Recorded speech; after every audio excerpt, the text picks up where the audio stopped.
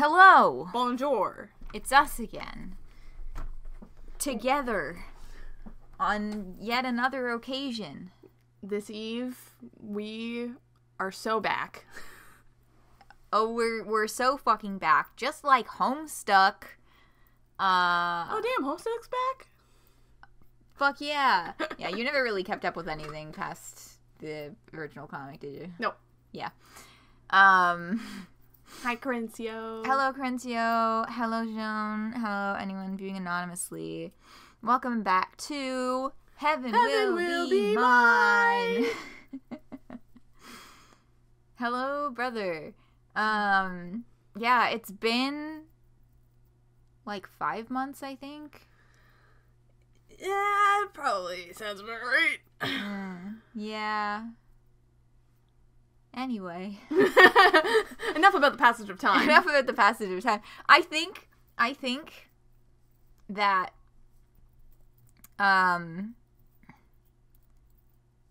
I think that if you all got like 5 cents every time I said something about how fucked up the passage of time is, you'd all have a lot of money by now. Mm-hmm. Realizing that this is a frequent subject. Okay. So what the fuck am I looking for? Oh, there it is. Getting the text off the screen. Yeah, we're back. And we actually have community news because Homestuck is also so fucking back. We have a very big update from James Roach. This same update was posted word for word to the Homestuck Patreon. So anyone who is on the Patreon also received an email notification from the Patreon about this exactly when it was posted. But it is, of course, also here in the news channel. The Plan.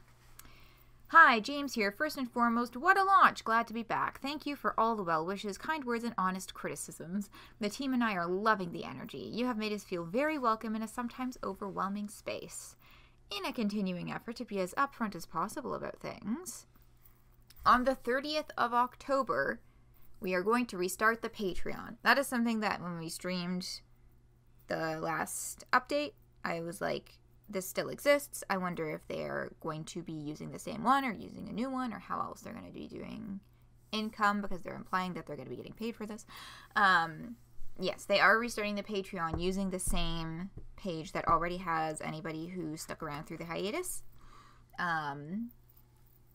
So they're setting up over there. Oh, I need to remember to put these links. Anything that is shown on screen in a browser window or a link posted in chat. If you're watching this on YouTube, that link will be in the description of the video. So there's no particular links to specific news posts. They just kind of are here. But they will be in the description. Yeah, and the pre-stream music was the Hades official soundtrack. Oh, yes. Oh, yeah. I thought I would spice it up because I was looking for new music, and I was like, hey, I have this on my computer. We've been listening to the same beautiful, gorgeous, amazing Homestuck albums for almost 6 fucking years. 6 years streamiversary coming up on Saturday. Hell yeah. Hell fucking yeah. Let's do this because this fucking slaps. Good game. Good game. Yes, this was a sort of heavy decision that we understand may not sit well with some people, so we want to be forward with you about it. We want to allow people the time to sort out whether they'd like to stay subscribed or not. Patreon exclusive content will be made public after a few months. This will consist of non-canonical one-shots, behind-the-scenes visual development, sketches, storyboards, writer, artist update, commentary, and a few other things that we will get into in the Patreon, on the Patreon itself. Yeah, the sketches, storyboards, behind-the-scenes visual development, writer, artist update, commentary, those are all things that existed on the Patreon pre-hiatus as well, but they did not end up getting posted publicly. The only things from the Patreon that were posted publicly when it went on hiatus was the side stories. So I want this to be something you choose to do because you support what we're doing and never because you feel like parts of the comic are being withheld behind a paywall. The comic will still update on the main site as always. So they're not going to a model of like patrons get the updated 24 hours earlier or something like that. So how will this time be different? This might be a lot to read for those of you who are not interested in this, but I want to do things differently this time. I want to give readers as much clarity as I can afford. First up, we need to be very transparent about where the money is going. This time, we are paying all of it to the Homestuck Beyond Canon team. Unlike previous projects, we won't have a larger absent entity dictating what isn't necessary for us. This time, there will be no third parties taking large percentages of money that could be paid to the people who contribute instead. I would love to know more details about that, but I understand that it is not our business. Anyway. Every month, aside from basic operating expenses like web infrastructure and hosting costs, 100% of Patreon funding will go directly to the Beyond Canon team. For the first few months, 80% will be split up evenly among the current team of contributing members and technical crew, and the remaining 20% will be used to back pay the current team for several months of work done for the initial buffer of updates. Good stuff. Secondly, the update schedule has been a hot ticket item of discussion. October will see 2 updates to get us started. So we've got one more update coming this month. That's one more Homestuck stream coming down the pipeline here. After that, the plan is to switch to 1 update per month while we continue to produce more and feel things out a bit. If we are able to get into a groove, we would like to increase this number. I do not want updates to be tied to how much money the Patreon makes, though I won't pretend it wouldn't be nice to quit our day jobs and do this full time. The team has been building a sizable backlog of pages, which is sort of a new thing for Homestuck, which has always been very, fly by the seat of our pants. That side comment was mine, not in the text. All the hits are here. Aspects, classes, you get it. We have taken a lot of care in developing and resolving story beats and character arcs and making sure that a lot of these things happen on screen, though some of these things will take time. We aren't even out of Act 1 yet, so there's a confirmation they are going to be using an act structure for this. That was never kind of stated before, but they are going to be using the act structure. A lot of passion has gone into continuing and evolving the story we have inherited by a group of people who care very much. And so far, they have been doing it purely for the love of the game. In that regard, we are truly so back. That's me voicing the emoji. Yes, thank you, Katson. Oh. 1025 sure is coming up, but I also know that James Roach has complained on social media numerous times about special date syndrome or whatever, where there's special dates always have to have a big thing or whatever. Where, like, someone will be talking about this or that other Homestuck, and they'd be like, oh, 1025 update, this is gonna happen at 413, and he's like, guys, we gotta move away from that format. Yeah. Yeah, I know that he's not a fan of... Special days make brain go brrr. Yeah. Anyway, yeah. Listen, the numbers are cool. I also agree that the numbers are very cool, but I also understand that it's not great that sometimes the pressure to always have something big for Big Number Day. 413 is an exception to that. 413 is do something for Big Number Day. Fuck. It's also your birthday. It's also my birthday, so yeah. like you especially have to. Anyway, yes, that's polyfill. I just saw fluff and I wanted to play with it. Yeah, that's fair. It was like there was a little extra from. I made a little dragon body. It needs wings. I'm making them still, but there was a little. I took a little extra polyfill out of the bag that I needed, and it was just kind of hanging out on my desk. Anyway, after I have paid the team for this buffer and development time, that number will change to a 95% even split revenue shared with the Homestuck Beyond Canon team, and 5% each month will be saved in order to build up initial capital for those luxury projects that require some upfront funding, like S-pages, animations, baby, albums, merch, etc. The money made from those endeavors will still be paid to the individual artists. We can talk about a financial breakdown for that when the time comes, and if you still want to know, I do not mind. You're making dragons? Oh, yeah, I made a dragon out of crochet. Yeah. Out of flesh and blood and fish scales. Oh, yeah, some of that too. No, it's just crochet. But yeah, it just kind of looks like a lizard right now because it doesn't have any wings. With extremely large eyes. Oh my god, the eyes are so fucking big because the pattern says use 12mm safety eyes, but I couldn't find like painted pretty safety eyes that small, and also that would not cost an arm and a leg to ship to Canada. That was weird. That, like, it was making my leg hot. Yeah. They're, like, I had to pause because they're, like, rubbing the polyfill on my leg, but it's, like, scratchy. Yeah, it creates friction. Yeah, the friction creates heat. Friction burn. Anyway, I couldn't find the right size, so I bought 15mm eyes. And then also some 12mm plain black ones because, okay, if I really have to use plain black, I will. But I was able to use the pretty painted ones. They're just very large. They're so fucking big. Like, I could not use safety eyes any larger than the ones that I did. They're so fucking huge. They're like... So this dragon has TBH eyes. Oh my god, you're so fucking right. Anyway. I mean, it would be true TBH eyes if they were just, like, plain black safety eyes, but, like... But also huge. They're really fucking big. Anyway.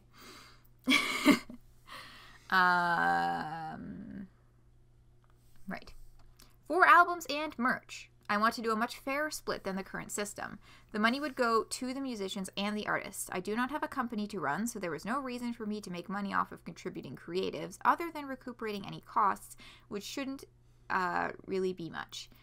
This is something I would like to work out with people individually, and I am slowly beginning outreach to the old music team, so this may take a while. I am also interested in new blood in this capacity, so I'd love to hear from some fan music groups too. I will try to set up some channels for this in the coming months. There is a lot of work for us to do. I take it back. It is truly so over. I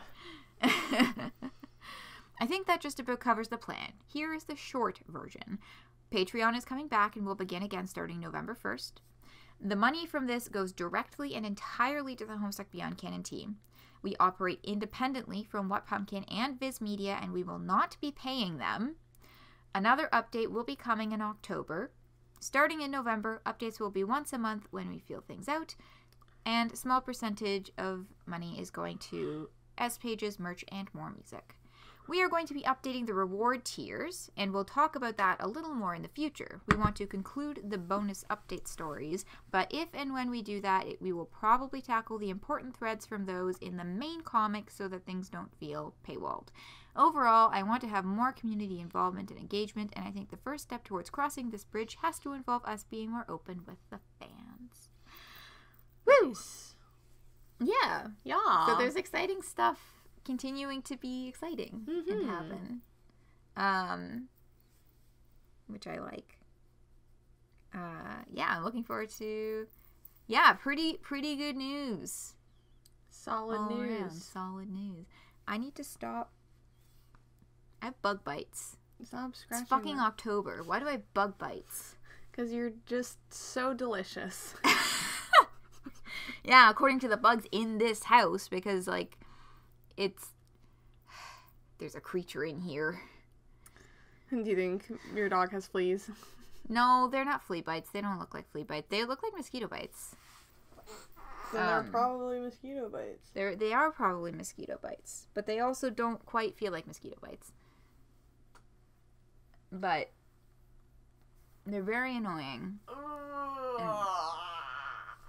I'm feeling the effects of sleep deprivation. You slept for 2 hours. This motherfucker took a 2-hour nap this evening. Got up and took a 2-hour nap in the evening and is complaining about sleep deprivation. Was it 2 hours? Yes. Oh. From 7 o'clock to, okay, maybe an hour and 50 minutes. Then perhaps I'm feeling the effects of oversleeping. Oh, that was a nap.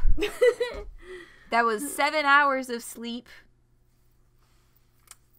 If you got up at noon and had gone to bed at 5 a.m. Yeah, 7 hours of sleep is less than the recommended daily amount of sleep. By what? Like 1 hour? That's nothing. That's fine. By 1 to 3 hours.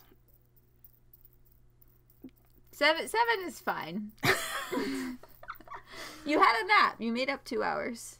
Uh-huh. Anyway.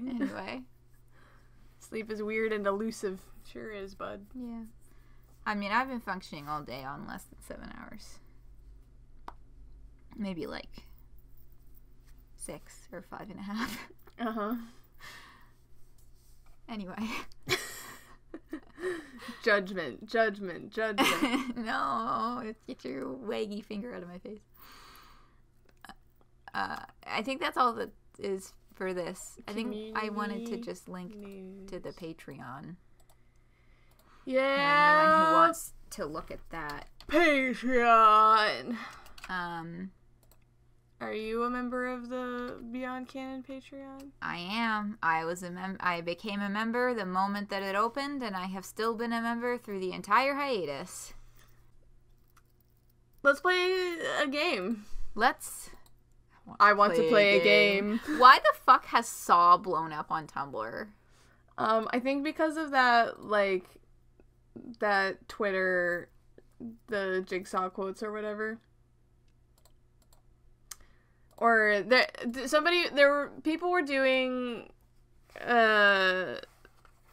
bits involving Jigsaw. They were talking about Jigsaw's so back. People were doing bits about Saw.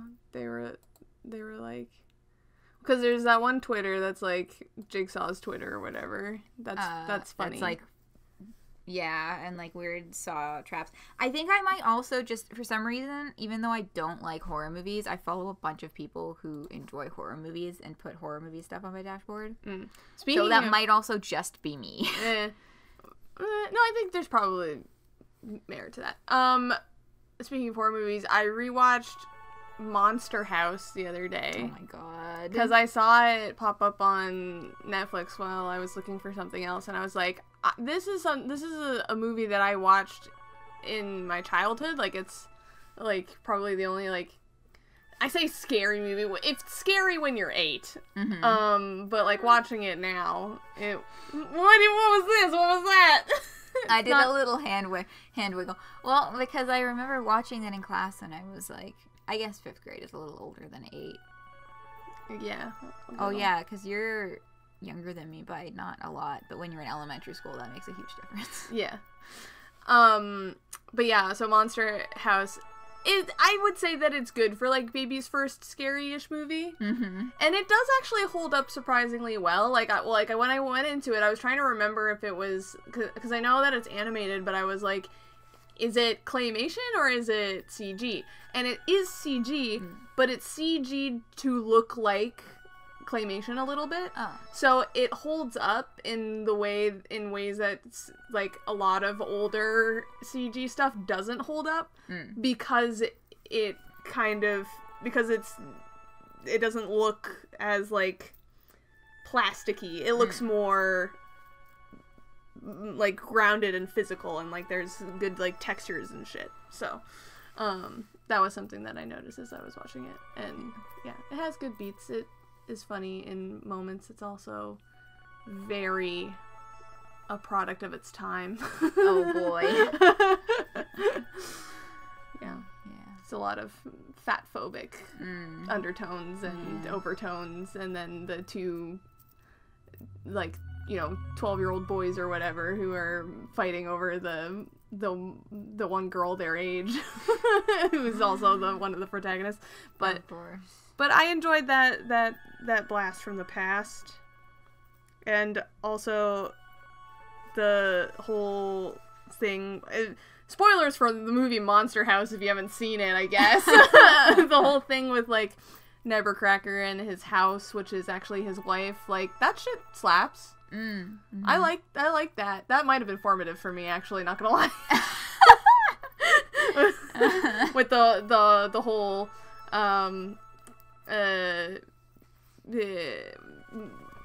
you know,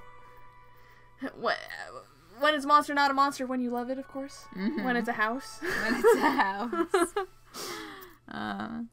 Yeah, we got a lot in chat here. Horror movies are Coraline and Paranorman. Yeah. Those are both very good. Coraline is such a good movie. Pan's Labyrinth. Yeah, I remember watching that one, and I remember watching that one specifically when I was like recovering from my jaw surgery, so I was kind of doped up on pain meds. Which I don't know if I would recommend that experience. I was kind of like in and out of consciousness. And then I would just be, so I'd be like, I have no idea what's going on. Also, it's in Spanish for, for most of it. Like, I was watching it with subtitles, so I was just kind of like, there's things happening. That guy has eyes in his hands. The satyr is cool, though. Yes, hello, cybernetic sisters. But also super fucked up because it does not shy away from the whole, this is such a fascist Spain. Yes. Yeah, in honor of Homestuck news and the return of Heaven Will Be Mine. Quote from the Halamidi Twitter. Rose Lalonde. Rose. The hell. Oh, hold on. There's a couple of names where it's like, is it Halamidi or Halamede? And we have this conversation every fucking time. I'm pretty sure it's Halamidi. It is? Yeah, because it's like the Greek. It is. Yeah, well, but some of them are not that. But. Good Twitter post. Hell yeah. Hallie never misses. Roxy emote. Archimedes. It is mead. Like mead. Halamede. Halamede. Oh, yeah. Okay. See, like I Meaty. said, we have this conversation every time we play this fucking game. Well, now we know. Are we gonna remember though? Let's be real. How many fucking times have we done this before? Hella meaty. Oh, wait a second. We're not resuming. We are starting a new game. Wait, we are? With Luna-Terra. Yeah. Did we do the ending last time? Yes. Oh. For some reason, I thought that we were doing the ending this time, but no. I guess my brain is just bad at remembering things. No, we did the ending before the summer because I was like, right. We need to do this before we disappear for an indeterminate amount of time. I should have revisited the last stream before, like, the recording. Oops, my bad. Maybe also should have reviewed that. I mean, like, I reviewed it in more recently than you because I had to do timestamps for the YouTube upload, but well, it's Luna-Terra time. It's Luna-Terra time. That's fun to say. Luna-Terra time. Yeah. Faction, Memorial Foundation, Self-Ship, Mayor Chrysium. Yes. Mayor Chrysium. Memorial Foundation ace pilot, fighting for the pilots to join the rest of humanity back on Earth before it's too late. Good at sniping, espionage, double-crossing, ghosting. Bad at loving herself, everything else. Ooh. Oof.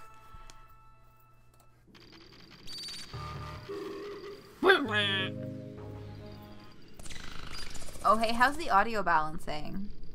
Because it's turned up right now for Disco Elysium.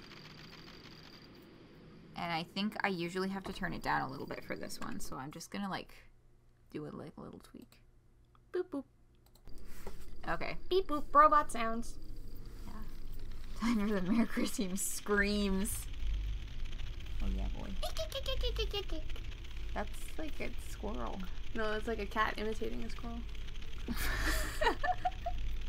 That's like a cat doing this. Okay, that boy. Shut up. Preemptive drop, definitely a good idea. Yeah, sometimes the audio in this game is suddenly really fucking loud. Mm-hmm. And it's a little difficult to balance for. That's a fucking squirrel, alright. From the Division of Existential Safety, Conflict-Enabled Ship Self-Archetype Model. First flight, July 16th, 1969. Nice. Place of manufacture, Sea of Crises, Earth's moon. Our hope for a throne of the soul. For the Memory Foundation, International Space Program, and all humanity. until no one is forgotten and all are remembered. Registering pilot. Welcome. Pilot First Class Luna-Terra. Error, multiple maintenance issues, and critical errors detected. There's that signature getting real loud with those weird fucking noises. Yeah. Are we still audible? Please let us know if I need to adjust the sound again. Notice, launch permissions are locked until addressed. List errors. Maintenance errors. There is a possible sensor failure. Several limb connections are not registering. No weapons are loaded. Critical errors. We're gonna fix the volume. Boop. Alright, how's that? We're gonna keep going. Let me know if that was enough. Mass Alert 1. Healing failure on critical area near core. Possible bleed. Mass Alert 2. Tidal core is resonating at levels harmful to the pilot. Ready manual firmware update. Running. Upgrades detected. Syncing. Accepted manual internal mechanism firmware update. Switched ammunition to conceptual mode. Custom sensors loaded. Dynamic limb optimization loaded. 1981.17 weapon loadout drivers loaded. Details Mass Alert 1. Eye bleed 2. Recording derived from the data burned 4-dimensionally into the wound. Suffered by this unit almost 1 year ago. Wound self-generated by forced overloading tearing the core open during sustained conflict in the Mars Ares regression campaign. All critical systems have naturally healed, yet the wound continues to bleed into space. Fuel efficiency lowered, healing speed reduced, and tidal reactor speed cannot be regulated, leading to possibility of overload and increased pilot strain. It is strongly recommended that you seek the assistance of a full maintenance team. A lack of understanding of the full effects of gravitational conflict on the human gestalt means this computer cannot provide adequate instruction on therapeutic measures. It's a gestalt. I know this. Where is it in my brain? A gestalt is... I'm turning the volume down a little more. It's really screechy. There's a male horse that's been neutered. I think they're referring to the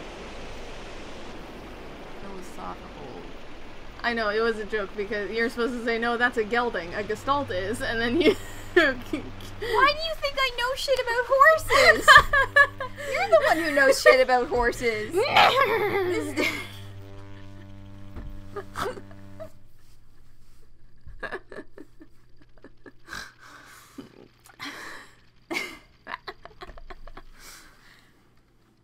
Oh, it got very quiet again.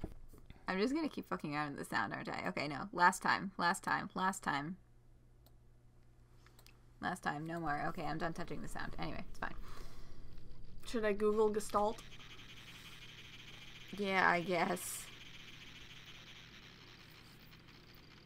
I know that I've read about this before and like definitions and all this, but like it's... Oh, hey, look, a male horse that's been neutered. No, that's a horse. Gelding.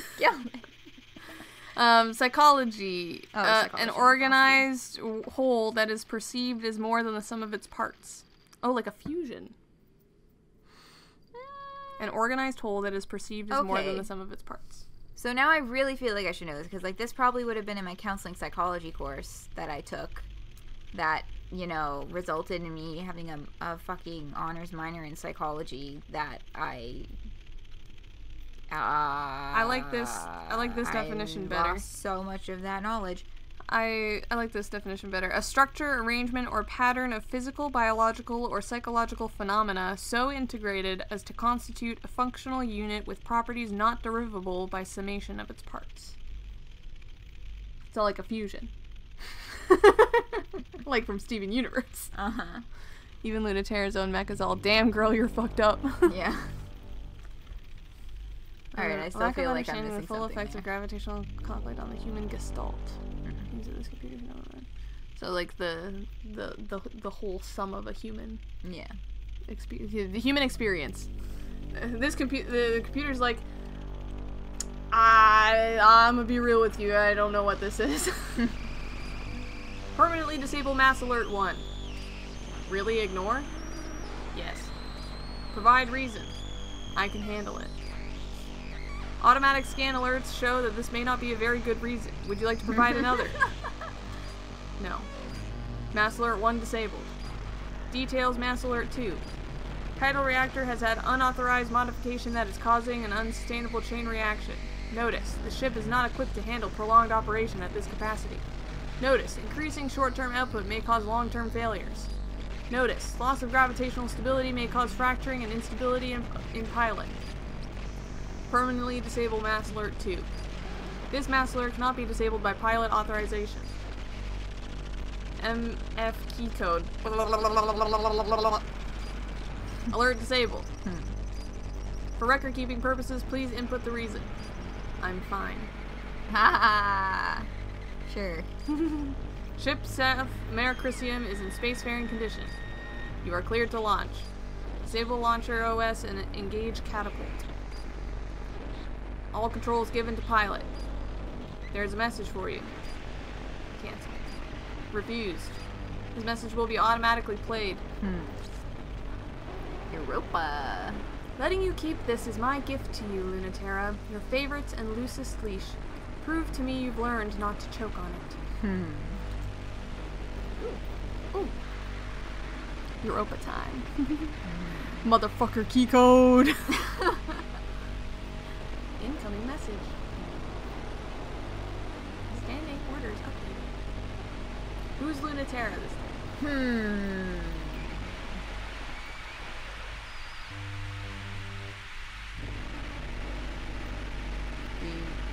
You like reading them? Yeah. If it's that urgent, it's too late. If it's not too late, it can wait. Bonk. That was purely for my benefit because nobody else could see you moving the sound bar. Yes, that was timed precisely when I clicked to turn the sound down. There's gonna be an audio disaster, huh? I mean, if they keep playing this fucking song, maybe. I mean, I feel like it's Luna-Terra's, like, theme, so. I mean, we'll just have to leave the volume low. If it's that urgent, it's too late. If it's not too late, it can wait. Let me enjoy the view of the rings.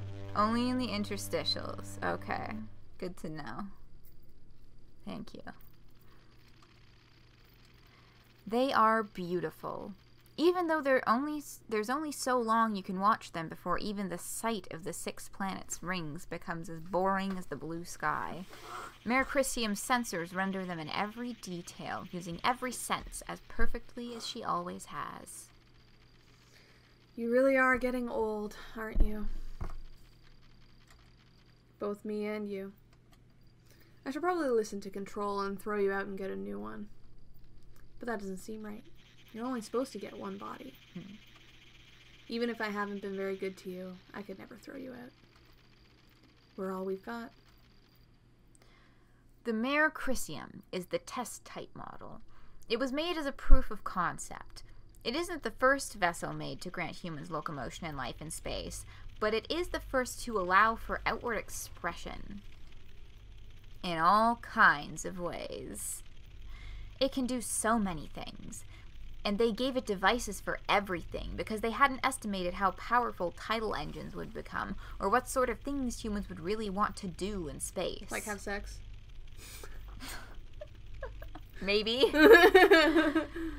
It's the first machine meant for conflict, but it's also the last machine that was meant for other things too. A ceremonial tin soldier made to impress. An impossible-to-use machine, mind-machine or biofeedback interfacing is necessary to give humans control over a second body, but the Merecrisium is done completely manually. Interesting. It makes Luna-Terra sort of a genius and sort of an idiot that she can't do things any other way. I'm having so much fun, it's hard to believe it's going to be over so soon. No, I love it when old things are over and new things begin. Open the channel. Let's hear those standing orders. Okay. What was that what for, Corinthia? Yeah, what's missing? What? Alright, so these are kind of the same letters, but we can skim. January 1st, 1980, and the long Cold War, where humanity united against its nemesis, an existential threat from beyond the stars, has been over for a long time. Since the 50s, we have been fighting a war against an existential threat that we cannot understand, cannot perceive, and is powerless against the technology of Earth. That's a pretty stupid sort of war to fight, isn't it? When there's enough of a mess down here to worry about. Humanity is already the undisputed authority of reality, and we have the physics to prove it. Time to return to Earth, our home, the seat of the universe. Before Earth takes us back in pieces, let's go home with grace. On the first anniversary of the decommissioning of the International Space Program, we, Memorial Foundation Native Sphere Existential Safety, in agreement with our home planet's unanimous decision, declare there is no future for humanity in space. Let's come home. The Return Resolution, Memorial Foundation Native Sphere Existential Safety. For everything being manual. Yeah. Yeah, so basically, whereas everybody else jacks into their biomechanical suit and it's like brainwaves and impulses and all that, Luna-Terra's sitting there in her pilot seat, moving levers and shit. Yeah. She doesn't jack into everybody else is in fucking Pacific Rim, and she's in... I don't know enough about Gundams to know if this is accurate. But, like... I think it might be the other way around, because... Huh? Well, because Pacific Rim is where they have the brain thing. Yeah, you do jack in, but it's still... I mean, it's still kind of physical in a way. I don't know. The only like mech things that I've watched are Pacific Rim and Evangelion, which Evangelion you also jack in. Yeah. I haven't even seen Evangelion. I still need to watch that shit. Yeah. I just seen Pacific Rim because I watched it with you because I had never seen it and I wanted to see it. You were like, let's watch a movie, and I was like, oh, okay. What do you want to watch? What about this one with big robots? And I was like, sure. Let's do big robot movie. Yeah. It's a good movie. Ava, yeah. It's January 1st, 1981. It's been 1 year since we declared independence from Memorial Foundation and the rest of Earth. The Cold War is officially over. And it feels so light, without their gravity weighing us down. How can a tiny handful of colonies, terraformers, and schools hold out against the full authority of Earth? Because that shit doesn't fly past escape velocity.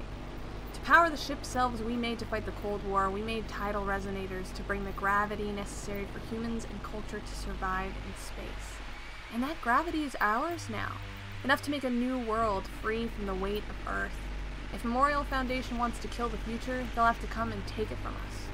We're thankful for our Cradle's graces, but we're not coming back. Independence Declaration, Cradle's graces. Mm-hmm. It's January 25th, 1981. Memorial Foundation and Cradle's Graces have been having fun for a little over a year, and nothing's breaking the stalemate. Earth is getting impatient. They have good reason to believe that the existential threat posed by a divided humanity in space is much greater than any theoretically malevolent entity outside the native sphere. While the kids are fighting, Earth is getting ready to list the humans remaining in space as part of the existential threat. And when they do, they'll send real weapons and end this war fought with plastic toys. Their justification?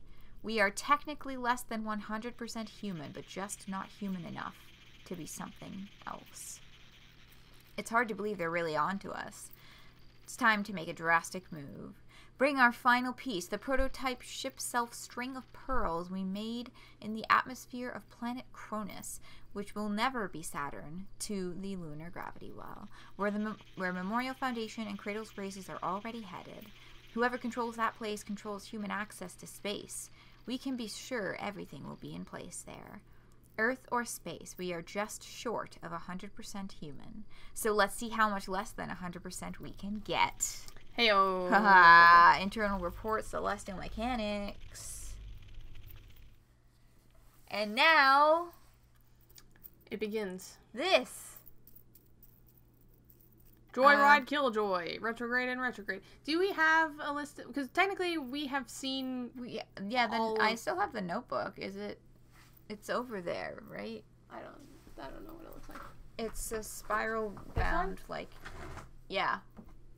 There it is! So have we done everything technically? Or no, there's still some things we haven't seen? No, we have not seen any of the Luna-Terra and Pluto conversations for Cradle's Graces. Gotcha. And any of the Saturn and Luna-Terra conversations for Memorial Foundation. Which you've already figured out is not going to get us the one ending that we're missing, which is Celestial Mechanics. Right. Because we got the Cradle's Graces ending with Saturn, the Memorial Foundation ending with Pluto, but with the roots that we have left to cover that are still new, we're going to end up with another Cradle's Graces ending, so we're going to have to do a weird little workaround to actually see the Celestial Mechanics. We'll just have to reload our last thing and... No, we have to redo the game. Like, just, like, blast through... Oh, okay. To make the right choices. Gotcha. Who's Amy? I will explain that. That you wrote that. That's your handwriting. You wrote that was from a conversation in a video ages ago. Oh. Yeah, I don't remember that shit. And you don't remember her either, I guess. Huh? Well, you had to ask who the fuck it is. I mean, I know there's a character from Sonic named Amy. God. It's a real person. Oh, okay.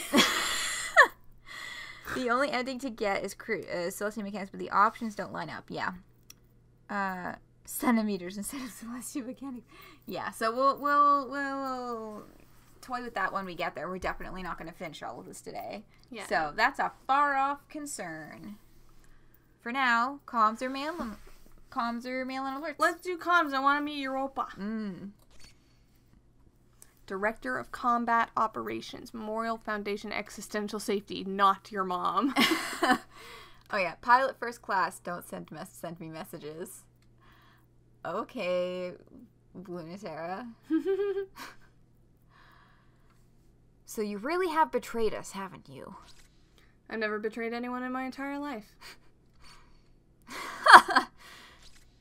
Ha ha. But seriously, whose side are you on right now? It sounds so accusatory to put it like that. You know I'm fine with you being on whoever's side you choose. So I can destroy them and bring you back to me. That may end up being a lot of people. What, you don't think I'm up for it? Ooh! Don't worry yourself about that part, kitten. If you want me to defect back, you could always just ask. Oh my god. Oh, sweet girl, I'm not interested in you coming back so you can walk away again.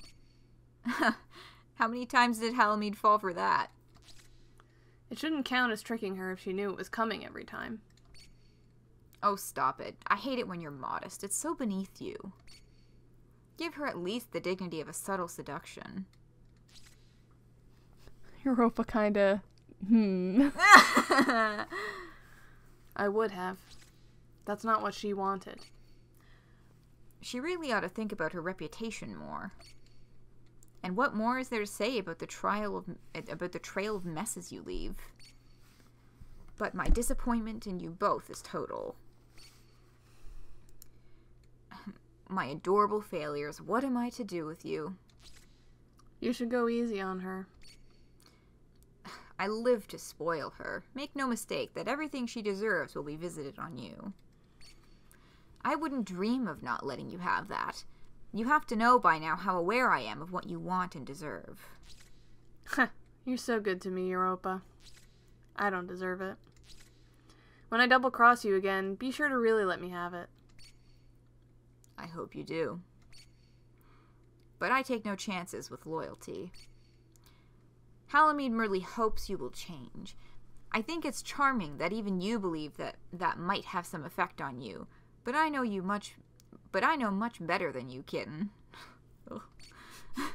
You don't like that? I don't know what's happening here.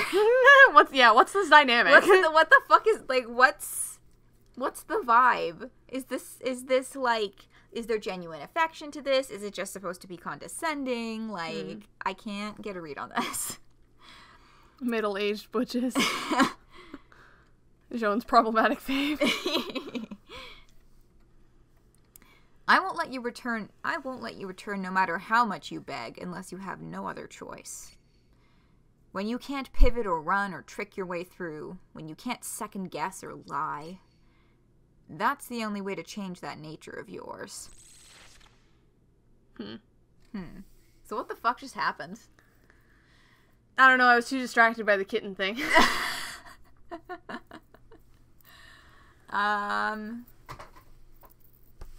Yeah, so Ryopa was like, how can I convince you to come back? But also, what did she say? She said something like, I'm gonna make you come back, but not so that you can just leave again. Oh yeah, I don't want you to come back just so that you'll run away again. I'm not interested in you coming back so you can walk away again. Yeah. So what does that mean? Does that mean that she's looking to, like, permanently kill or disable Luna-Terra? I don't know if I'd go that extreme. I'm not interested in you coming back so you can walk away again. Alright, so I can destroy them and drive you back to me. So I think what she's angling at is, like, I'm going to make it so that there are no other options and you just have to be with me. Yeah. Which... it's a bad vibe. Problematic.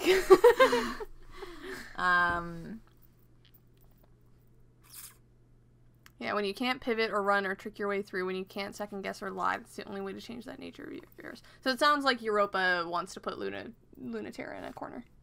Nobody puts baby in a corner. Nobody puts kitten in a corner. Definitely bad vibes here. Yeah. I'm for it, though. Yeah, with the kitten and the sweet girl. Oh, sweet girl.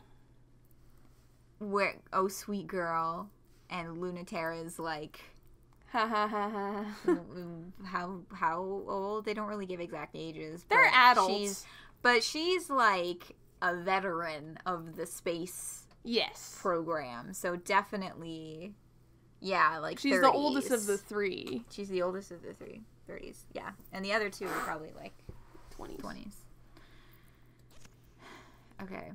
Just come and get me. Ooh, I want to read this one. You want? Yeah. Do you want to read this one? Sorry, I kind of jumped on that. No, go for it. I just got very excited. Subject, just come and get me. Origin, combat communications packet. Author, error. Oh, you think you're so cool, don't you? Well, watch your back, because I'm coming for you. Think that #1 position is going to last? Not a chance. In fact, why don't we have a little duel about it if you're not too scared?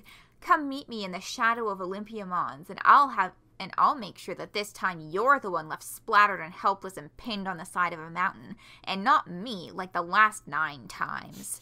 And would it kill you to, like, stick around for a bit after? You smug jerk. Not that I'm planning on losing. This time, I'm gonna beat you. That's definitely Halamede. Oh, it has to be. I love that. I love that for her. She's such a little... I don't think tsundere is the right word, but, no, like... there's vibes, but... yeah, it's like chronic, Oh, we're getting some Mars posting. I don't think it's Mars. Mars doesn't talk like that. I mean, well, Mars kind of does. Okay. Because, like, think about how she talked about Luna-Terra to Pluto. Think about how a conversation between the two of them would have gone. She doesn't talk to Pluto like that. Hallie's more pathetic. Yeah, we haven't really had much exposure to Halamede yet. We've had, like, one interaction. The Memorial Foundation's ending. Mm-hmm. Which you don't recall. But I do remember her showing up. Okay, I do remember, yeah. But that ending is so far the only thing that... Wait, what? Of course, Mars doesn't talk to her mommy senpai like that. Oh my god. Mars is so shonen. Yeah, this is pretty shonen. Like that's what I was getting at. I was like, this is chronic, like, anime rival to me. That's what this is. This is like in Pokemon when your rival beats you and they're like, ha! But next time I'll show you, and then they run off. Yeah.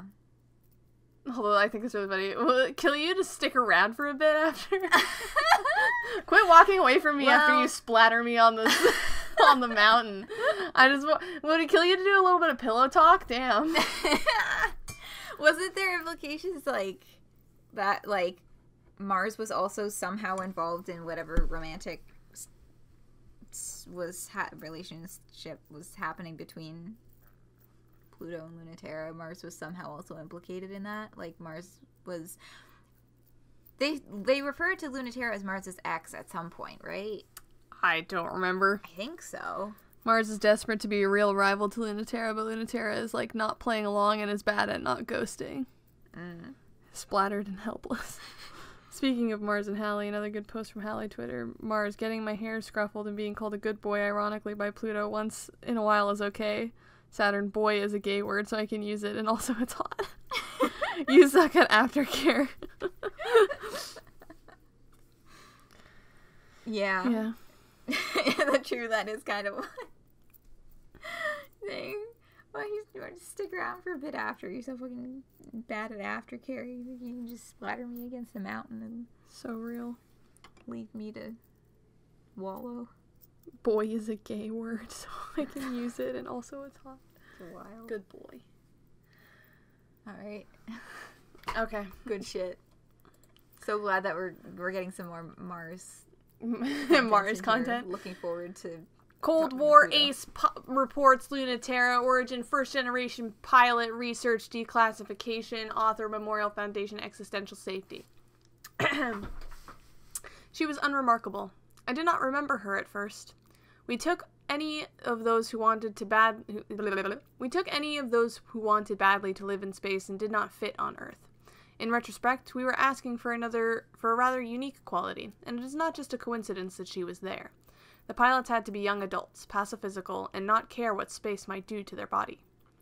It is not so surprising that someone like her would emerge from that pool of people, but the woman you know today has been iterated on since she was an adolescent. Be assured, I saw nothing of promise in her when I first met her. I told her that myself, as I told all the students. I am uninterested in your potential. We are judged by the self we create. I find that encourages brats to not take their specialness so seriously. That was not Luna-Terra's problem. Piece by piece, she created someone very interesting to be. We gave those children permission, and Luna-Terra was simply unique in her execution. She was never encouraged. She was never punished. We will never find another prodigy like Luna-Terra by looking for tidally sensitive children, because they do not exist.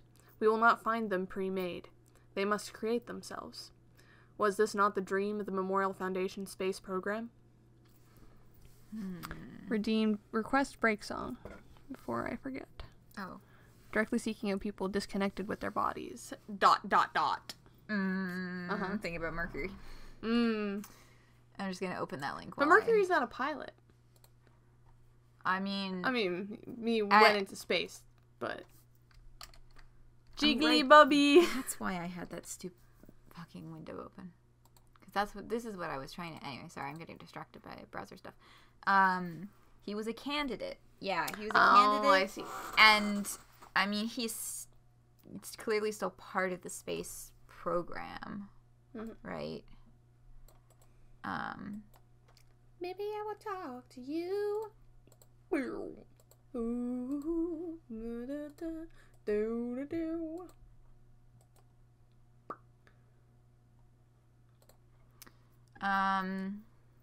Oh my god, yes! I didn't know about this collab. It just came out like a day ago. Exciting. Beautiful Mind by Tom Cardy and Brian David Gilbert. We were watching Fiona and Cake, and we got to the Winter King. Yeah. I was like, I knew it was coming, and I was still like, Brian? Yeah. Brian, my friend Brian. Gives up.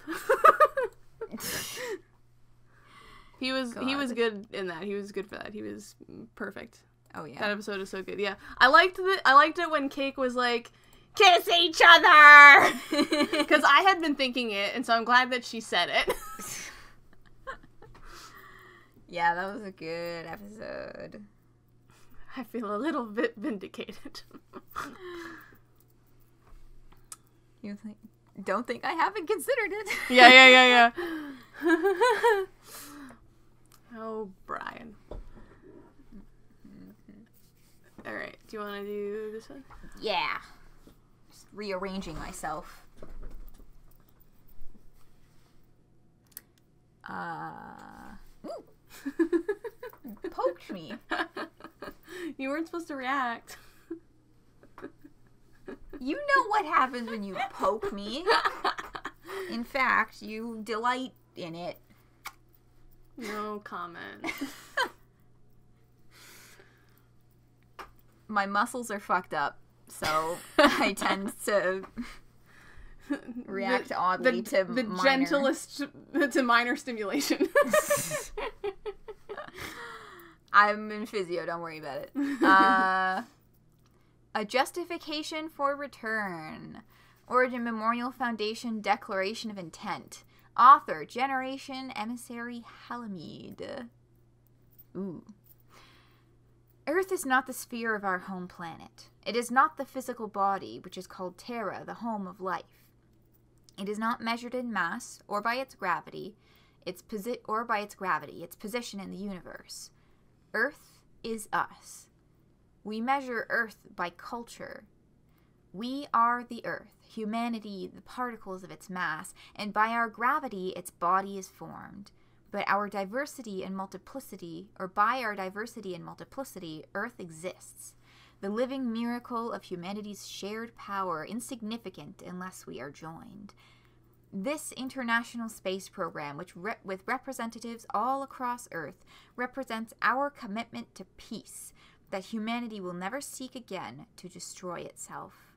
That humanity has the right to eternal life, invincible bodies, and unrestricted movement in space, as humanity expands beyond this sphere as extensions of the universal human rights of life, culture, and freedom. To protect the growth and sanctity of all culture, ensure a future for humanity, and the defeat of our enemy. On this day, we inaugurate the International Memorial Foundation Space Program. Emissary Beloved Chaser Princess. Yeah.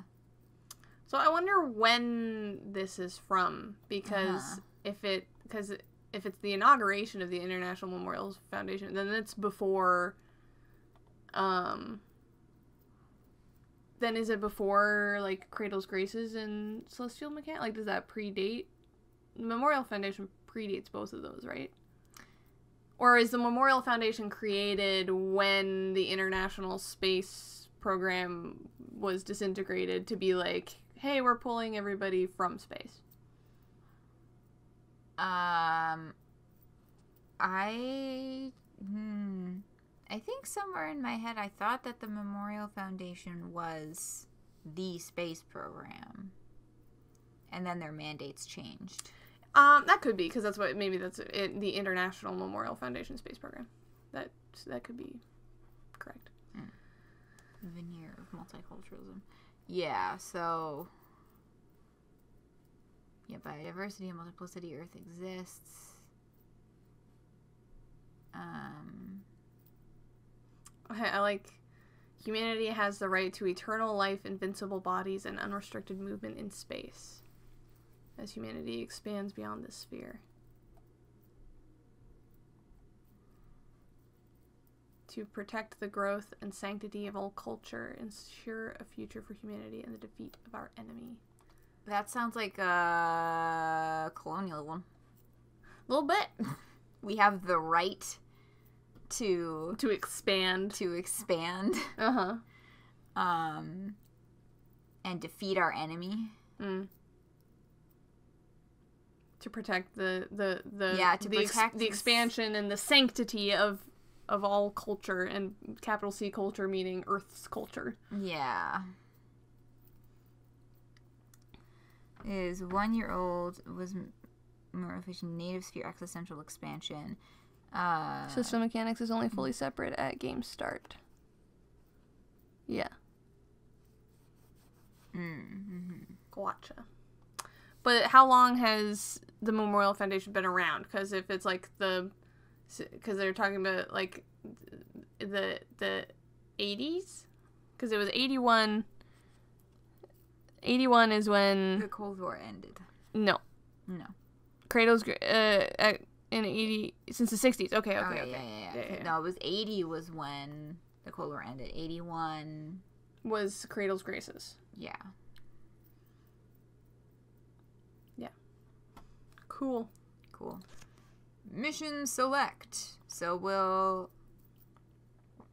run a poll and then take 5 and then come back and do a route and see how much else we can get through. Okay. Yeah. Wait a second. What? We don't need to do any polling because we only have so many options left. Well, but we can poll to see which one we do, like which. Oh, right. That was what the poll is for. Yeah, it's not for what. My brain's not functioning. Why? You made my. You grabbed my face and made my words sound weird. It's not really weird because you weren't making sounds. Yeah, that was on purpose. Stop it! At this point, I'm like basically just slapping you in the face. Yeah. 81 is now. Mm. We're in the 80s. What are you looking at? Nothing, don't worry about it. Okay. Tell me later. Oh yeah, we gotta listen to the song. Yeah. Beautiful Mind featuring Brian David Gilbert and Tom Cardy. So we'll be back in 5. Hold on, What? We just finished saying we were gonna do the poll before the break, and then my brain, like, it just, like... This is what happens when you only get 6 hours of sleep. I did not. I got more than that, and I'm fine. Nice work! That's my Sonic impression. That was a good Sonic impression. Thanks. Okay.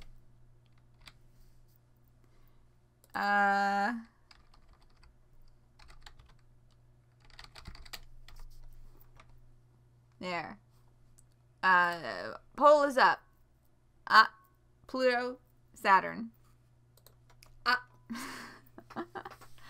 I don't remember which title goes with which, but you know.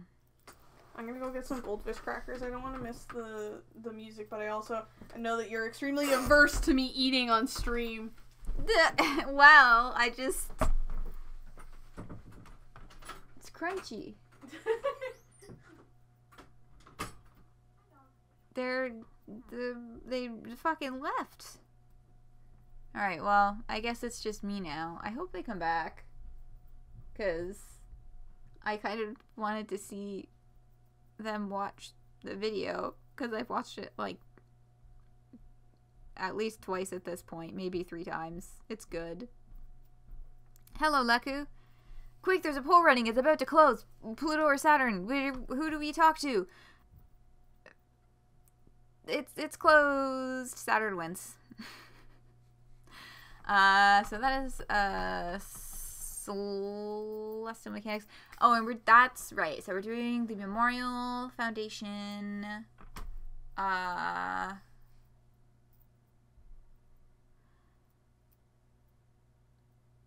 Ending on that one. And that is, I believe, Retrograde. No, it's Joyride Killjoy, weaving in and out of the 6 planets' rings. Memorial Foundation's ace Luna-Terra plays cat and mouse with the renegade ship thief Saturn. Yeah, Saturn was unanimous. So, we'll start with Saturn. But before then, wow, you're back just in time. Exactly. Yeah. Okay, so we're gonna take 5, or take a little break, rest our voices, and then we'll be back with Saturn. See you in a minute. And that was Out of Tartarus by Darren Korb. Off the official Hades soundtrack. Hi. Sorry, there's a dog in here. Hi, puppy. He's very interested in what the crackers that I was eating that he can now smell on my breath. So, dog cameo, yeah. Nice weather we're having. I'm stalling for time while Cam goes and gets a snack. Where'd you... Dog, come back. Come here. Yeah, hi, buddy. Do you have anything to say to the people at home? Can I get him? Can I make him sniff it? It doesn't pick it up, unfortunately. I tried before. Also, he's kind of wary of it. That might have picked up. He did just rub his nose against it. Hi guys, I'm back. He did just rub his nose against the microphone, but like I tried that once before and didn't. Now he's rubbing his nose on my asshole because he is a butt sniffer. Oh yeah, that's where all the good smells are. I hear very, very faint dog noises. Says Corinthio. Happy Out of Tartarus Thursday, yeah. I really want to, even though I know that typically you like to listen to them in order, but I really want to skip to Good Riddance when we do the outro, because that one is... Okay, we can go ahead. Sweet, yeah. Later. Yeah. I should, yeah. They'll probably still Hi, puppy. Can I have a paw? Good boy. He's really good at that one. You need moisturizer. He does need moisturizer. Can I have your other paw? No, other one. I don't want that one. Give me this one. Good boy. Yes. Alright. What was the poll results? Saturn. Okay, cool. This is the thing Joyride Killjoy. The dog being in the room at all is that anytime I see him, every other thought exits my brain. Oh, he's smacking me. Because I'm not petting him good enough. Now they're holding hands.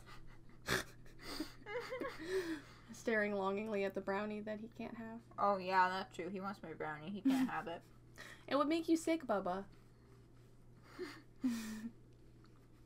It would be really upset in your tummy. You have enough tummy issues as it is. Oh, but he looks so sad, though. So longing. He can sniff my face when I'm done. You just get the smell of it. Alright, anyway. I gotta go wash my hand. It's covered in brownie. Oh, okay. I will continue to entertain the people at home then. Why are the uwus out of stock? We're on back order. Yeah, there's some production issue. Wait a second. What has happened with the uwus? I don't know. Corencio asked why they're out of stock. I don't. Okay, that's like that's a settings fuck up on Twitch. I'd have to look at that. Oh, okay. There's a good boy, right where my computer chair needs to go. Hi, puppy. Your nose is kind of runny. Yeah, it's always like that, just a little bit. Oh. Did he just try and eat your hand? Yeah, a little bit. I think he got annoyed because my hands were like directly on his whiskers. You good folks at home hear that? He gives a good thump. Oh, like you redeemed the uwus. I wanted to redeem them, but we're back in business. Out of stock. I wonder if there's maybe I need to look. We need to look at that in the web browser, because there's ways to put limits on things so that one person can't order spam the chat. Gotcha. Well, because there was a time during, I'm pretty sure the Arid and Pester Quest stream was like the penultimate, yes, buddy, was like the penultimate time that this happened, but it was, shout out Sneak Cat Jade Cat, and shout out On Bubbly, shout out Aleph. I'm pretty sure it was the three of them precisely. Mostly Jade though, and Aleph. They bought like collectively like 30 uwus in a row.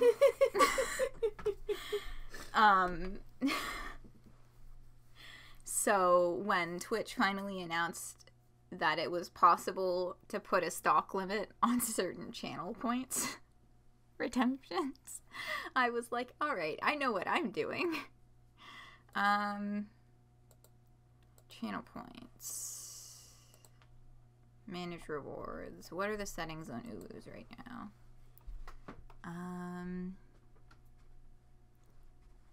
Limit per stream. Okay, so the limit per person per stream is 8, so I still don't know how that would have affected you, Carencio, because you have not purchased a single uwu during this stream.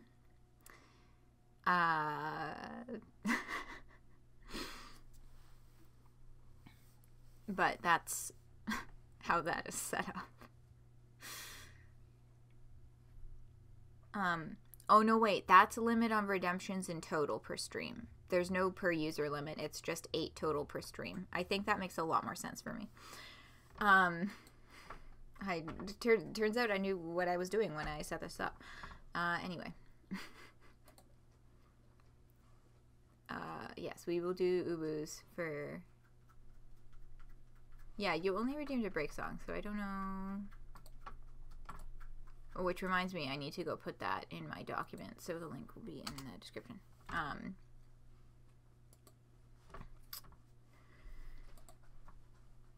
Okay, I'm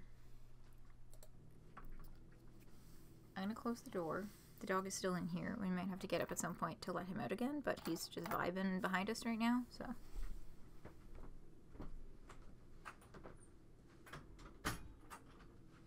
Hi, good boy.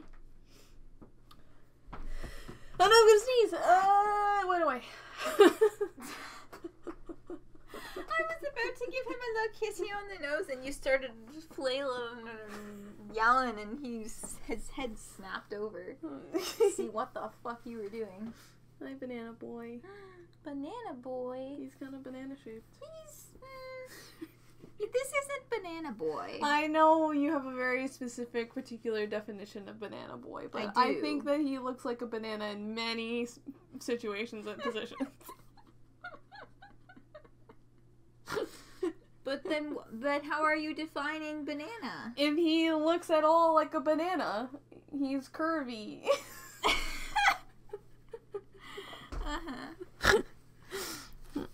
Alright. Uwus. Bonus uwu. Okay, so we gotta do lots of uwus here. Uwu? Alright, I need water after that fucking brownie.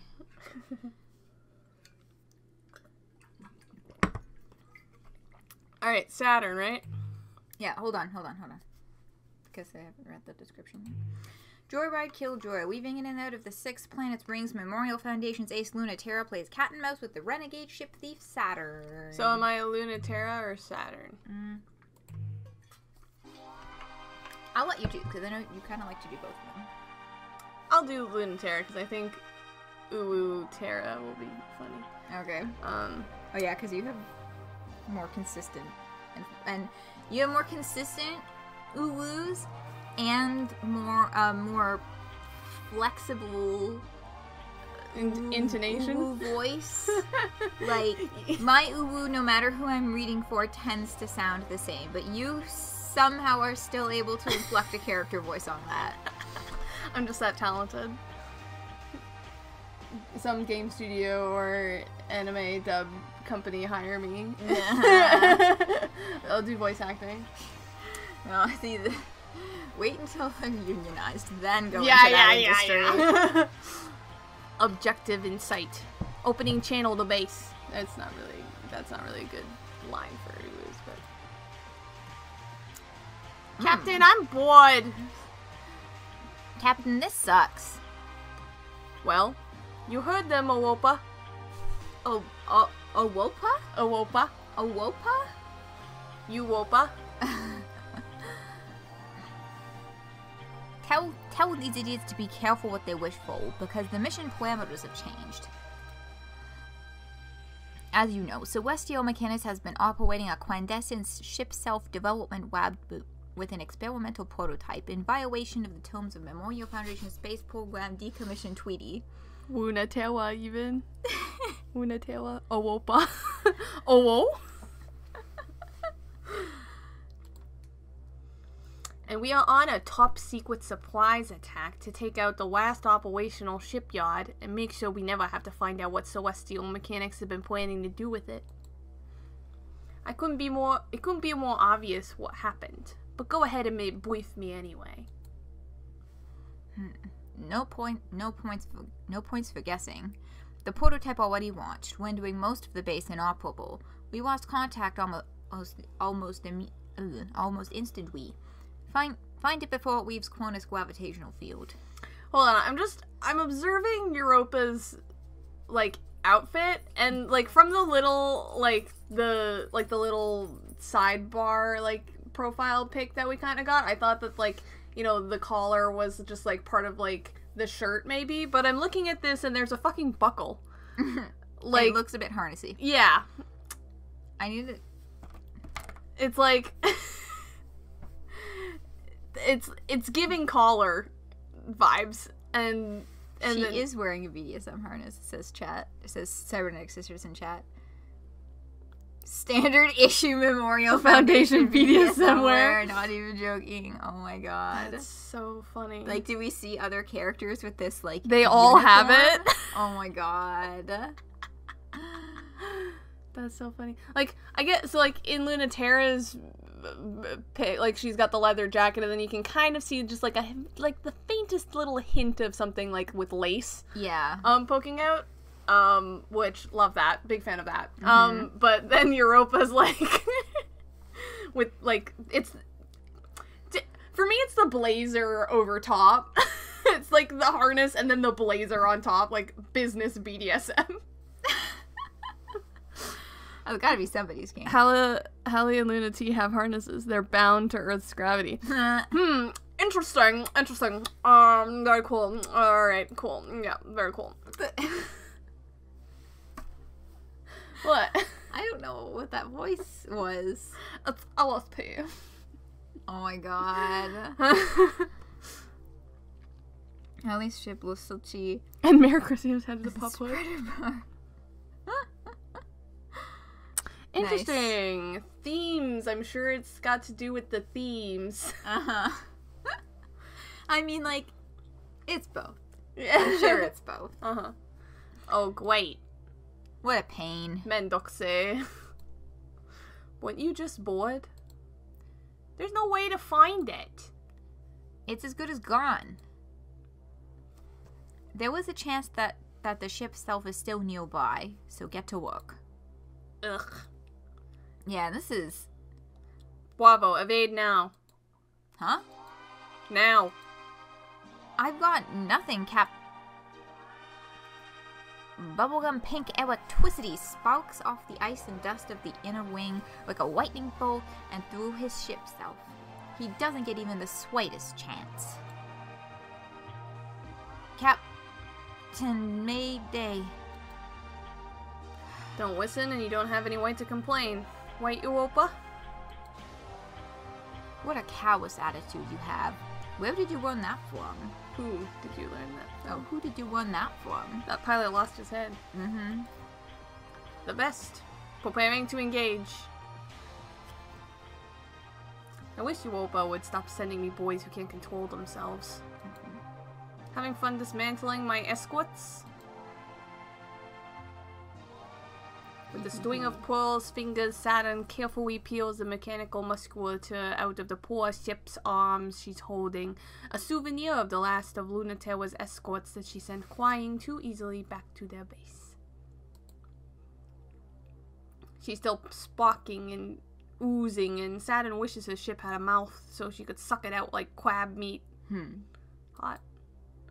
Maybe it does have a mouth. The machine has many mysteries the manual doesn't explain, and Saturn is still warning them. Though I suppose Europa's learned her lesson about sending me girls who can't control themselves. Yeah. That's some gay shit.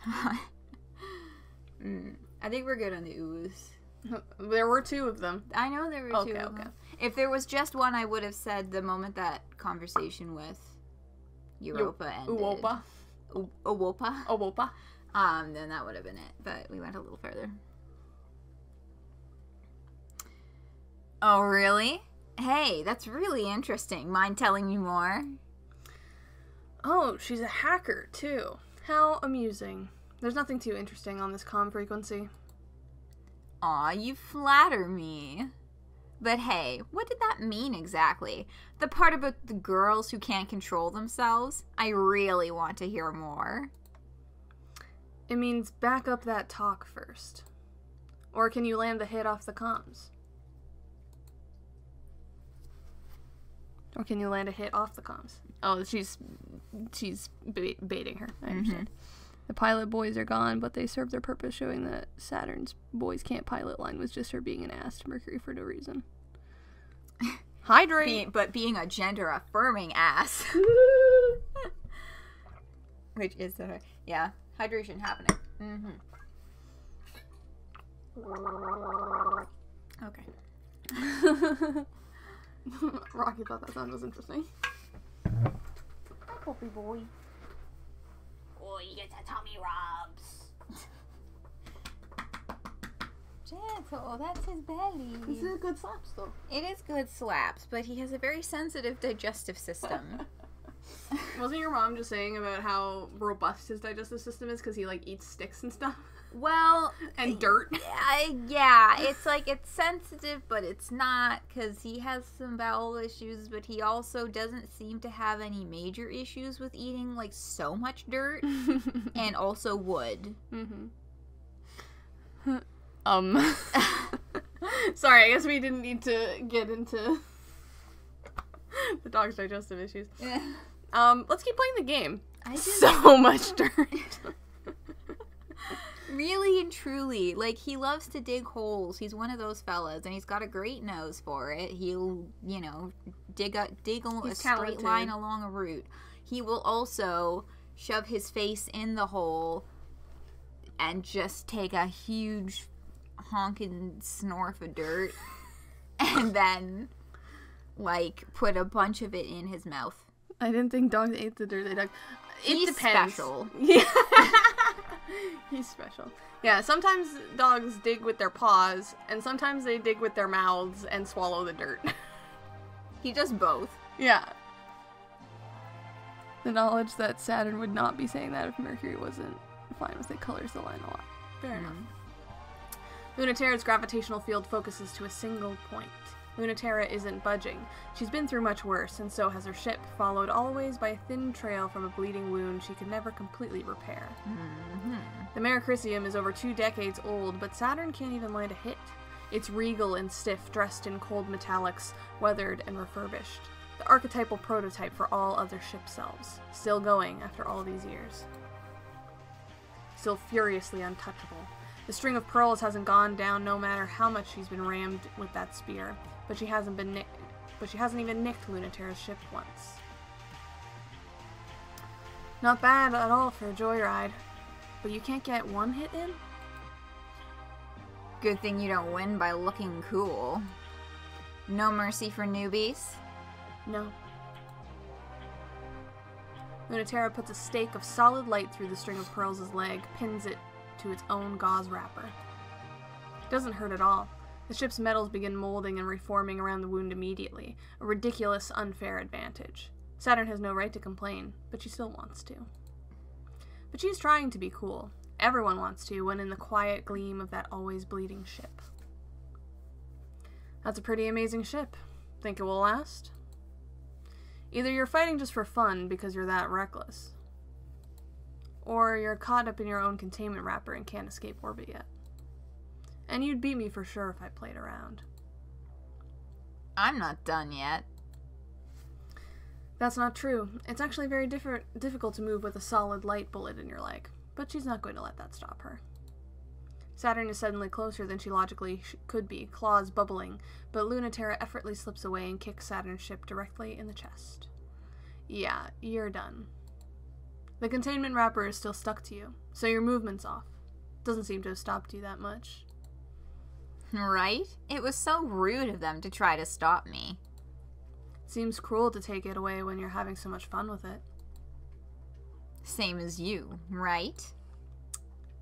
Do I know you?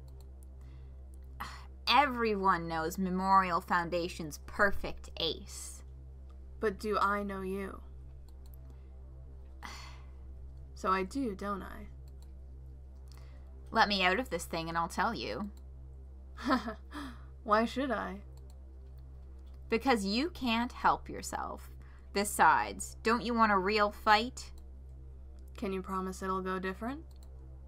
I can promise it'll be more fun. You are asking me to totally abandon my duty to bring you back and do that instead? What, you won't? The legendary pilot who defected from Memorial Foundation, then double-crossed the rebels she abandoned them for, can't be opposed to a little fooling around with the enemy. I guess you do know me. Want to trust each other? Or is it more fun if we don't? Before we make this choice, the dog would like to leave. I need to go open the door. Let him out! Okay, bye, baby. Mwah, mwah, mwah, mwah, mwah.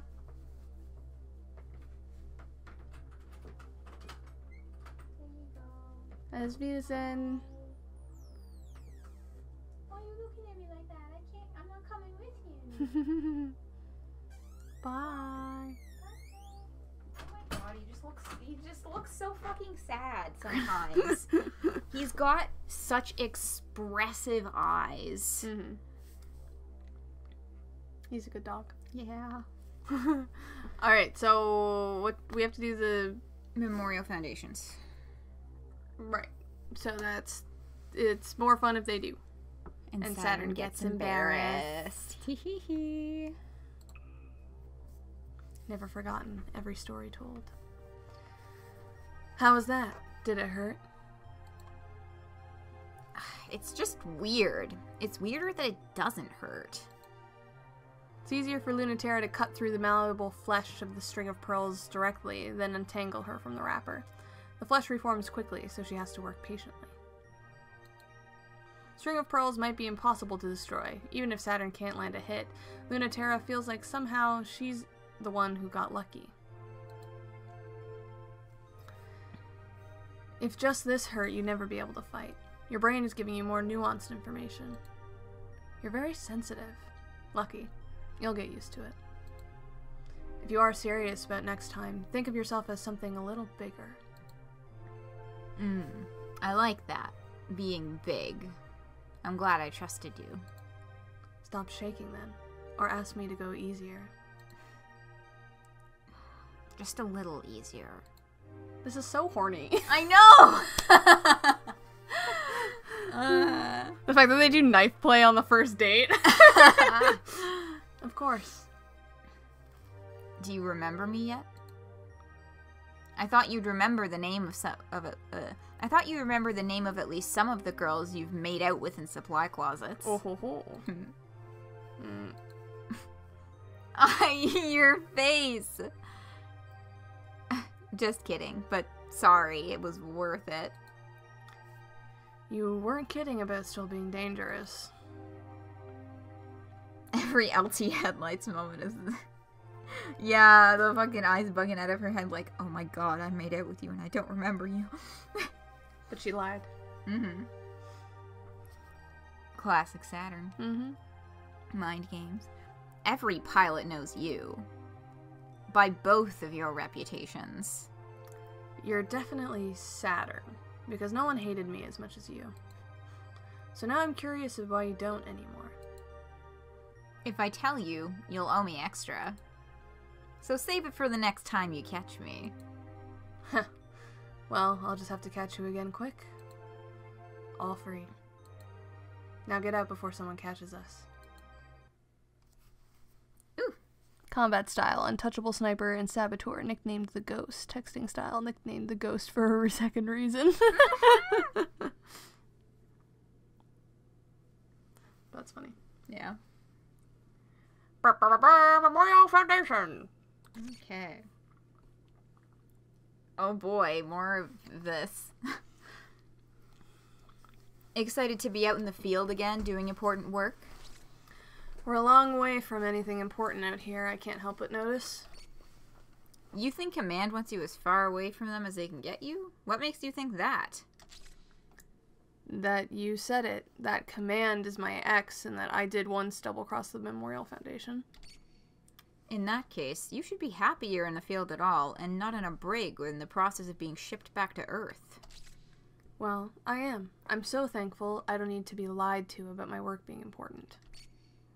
Oh, I would never lie about a thing like that. In fact, the most lovely sixth planet of our solar system, Cronus, has become extremely busy in the past 24 hours.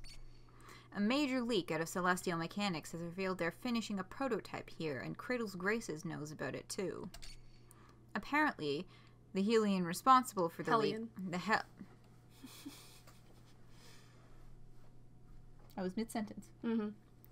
Apparently, the Hellion responsible for the leak has stolen it too. You're just the woman for the job.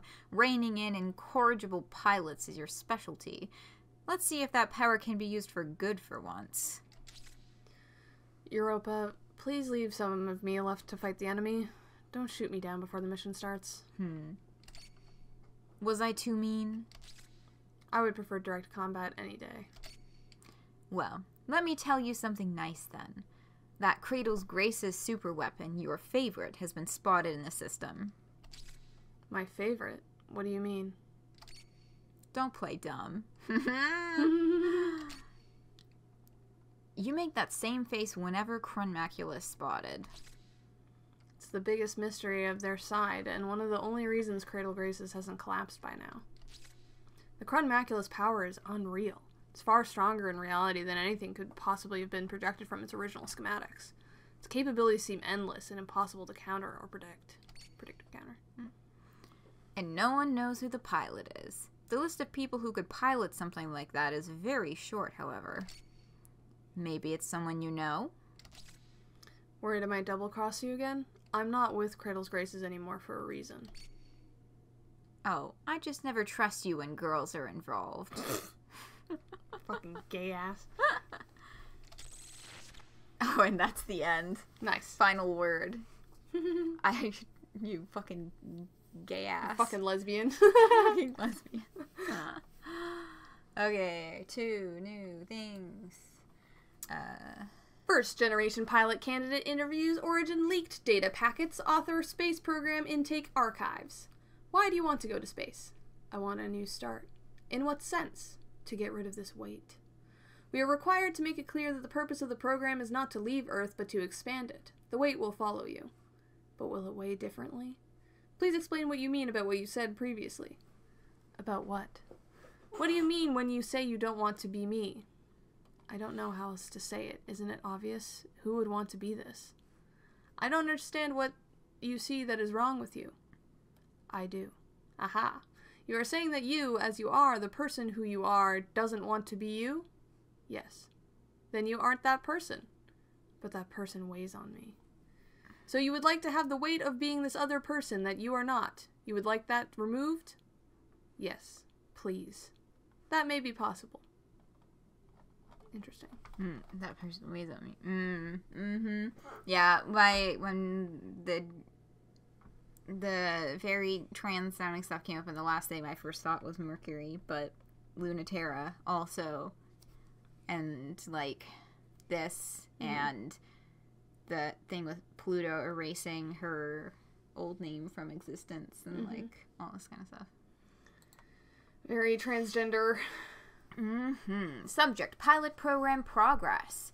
Origin Memorial Foundation Executive Committee Annual Report. Author: Training Director Europa. The Cold War is looking bleak. The threat from space is more flimsy, translucent, and inscrutable, when once it was so strong that all of humanity feared it.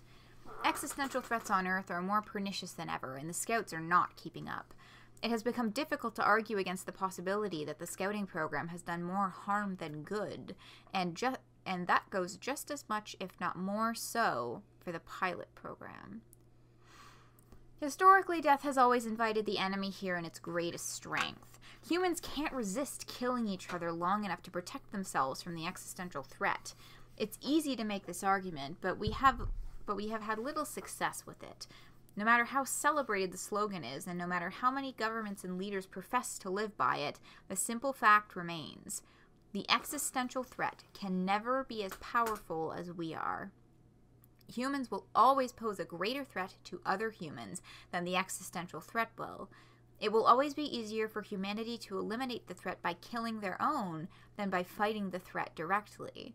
While we have offered children and the unwanted to fight the existential threat with existential intent, humanity has turned its gaze inward rather than to the heavens.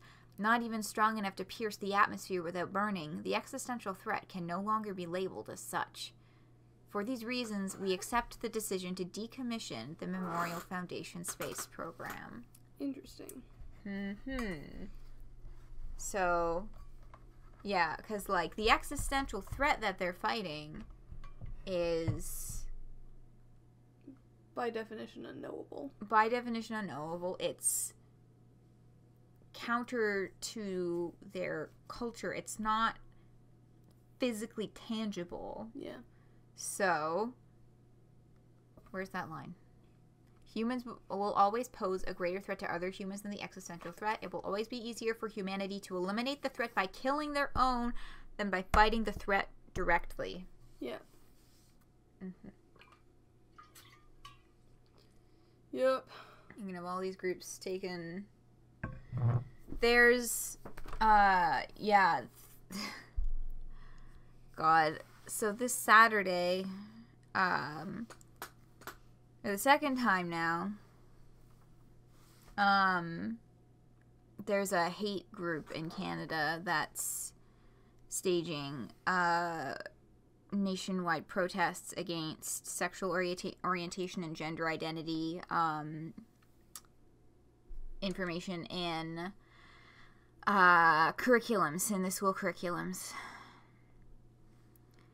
Yeah, the first time they did this was on September 20th, and, you know, counter protests came out in droves, and now they're doing it again this Saturday.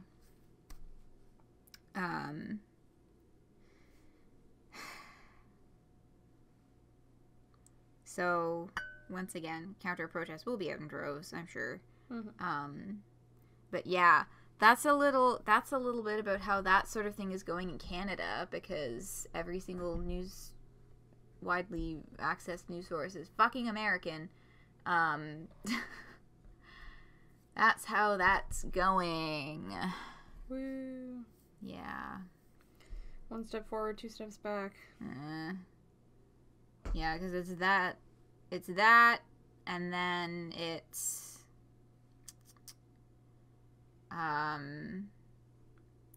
the drag story time stuff.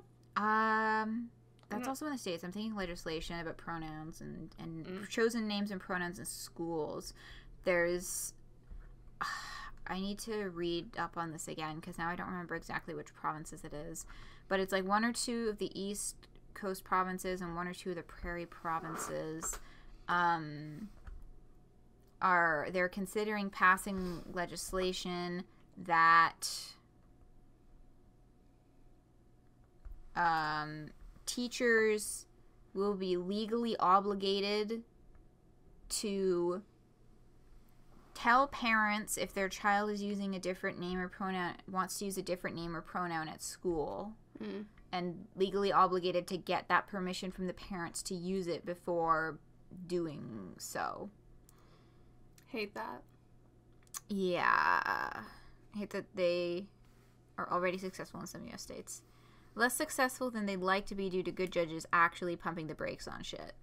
Yeah, I know those kind of shit's everywhere, but it's just like, because for a while it was like, you know, Canada is safer than the States for this stuff, and in general, like, on the whole, I'd say that we are, but the fucking culture poisoning is still making its way. Yeah, we're up so here, like, influenced by them that yeah, like yeah. I knew a kid in high school who was more invested in American politics than he was in Canadian politics. And he was a Trump supporter. Oh my god, what? Yeah. He was on my bus. It's fucking wild. Yeah. Yeah, god, that's right. You were that was there was like a small frame of time involving Trump where you were in high school and I was not. Fucking cradle snatcher. Shut up. Okay, we're only 2 years apart. But, like, I graduated high school in 2015. Yeah. So, and then 2016 happened. I was not in high school anymore at that point. There are reasons the U.S. has refused to ratify the UN Convention on the Rights of the Child. Oh my god. But yeah, all this, like, parental right to know and all this. And I'm like, that's so fucking dangerous. Yeah, that's a whole ass person. Yeah. That you are saying your rights aren't real, actually. Your rights belong to someone else. All this fucking name and pronoun stuff is just like, yeah, so, you know, there's guys staging massive protests all across the country now. Cool. Do you want to try and get through the next part of the video game? It's midnight, but I'm down. Okay. Are we doing? Way! You read the description. Okay. Yeah. Yeah. Okay, Retrograde and Retrograde. Chasing after the string of pearls, Luna-Terra and Pluto find each other instead. It's been almost a year since they last saw each other, and Luna-Terra has never seen Pluto like this. Are you ready to spin backwards? Oh my god. Oh boy. These two. What's going on? You've been pestering me with orders, so what's the sudden holdup? Central said to launch immediately. We have to get the Celestial Mechanics Lab regardless of whether or not the prototype is already gone. There's valuable information there, but it's worthless if Cradle's Graces gets there first. Have some patience, Luna-Terra. The Cradle's Graces carrier just launched a completely unknown ship self. This can't be right. A person can't pilot a ship that big. The tidal resonance would tear the pilot apart. Is this impossible? Or is this Is this impossible? I hope. I've never seen anything like it, and no, you can't fight it, Luna-Terra, so don't even think about it. Any better ideas? It must be headed for where the prototype launched, right? Where else? Because they have to know that it already escaped. Don't underestimate your opponent, Luna-Terra. Scavenging the lab may be useful anyway. We should have gone there for information, if nothing else. Even against an unknown and objectively stronger enemy? What makes you so sure, Luna-Terra? No particular reason. Or a single particular reason? Still don't trust me? Don't insult your former instructor, Luna-Terra. I knew how much to trust you before you betrayed us to Cradle's Graces. My opinion hasn't changed because we welcomed you back into the fold. My best pilot and worst student. You've never been predictable except in your consistency for trouble. But it's a reliable metric. You're right. You know me.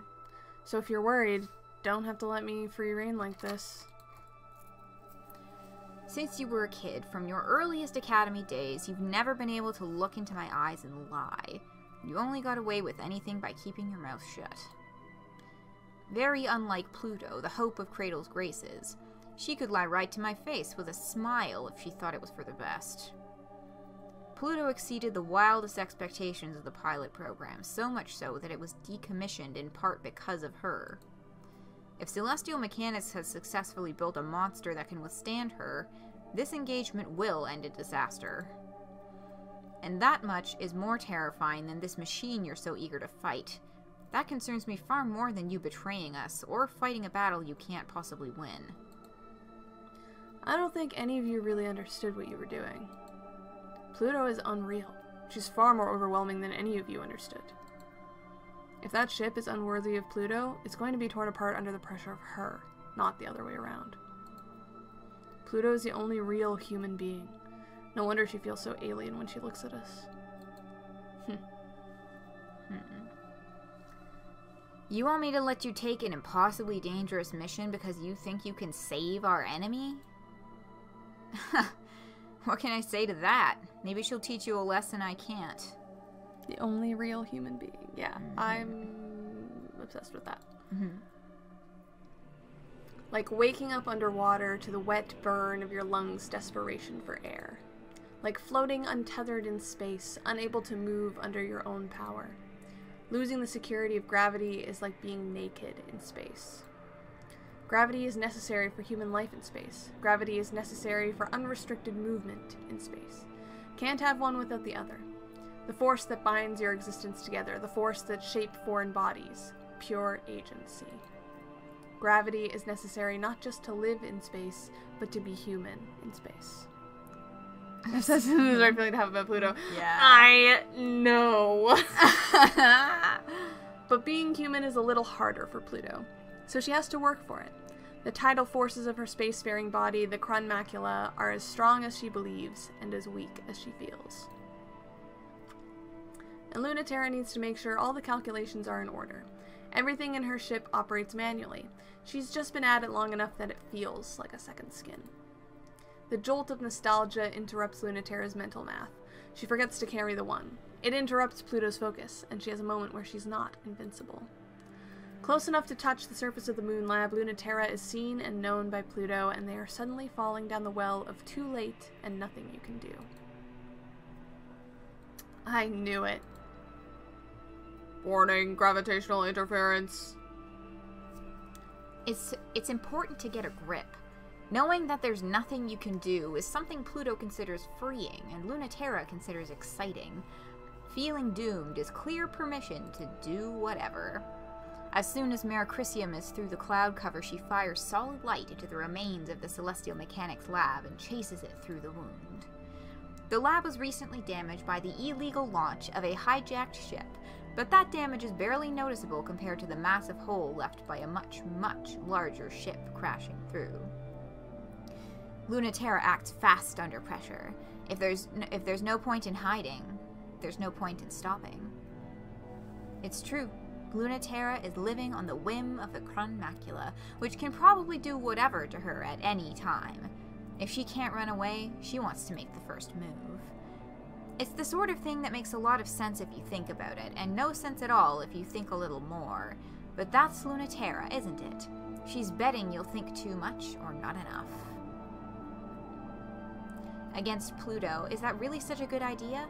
She's someone who always thinks just enough, which makes it easy for Luna-Terra to slip through deep into the lab until it gets quiet except for the sounds of the moon quaking and trembling.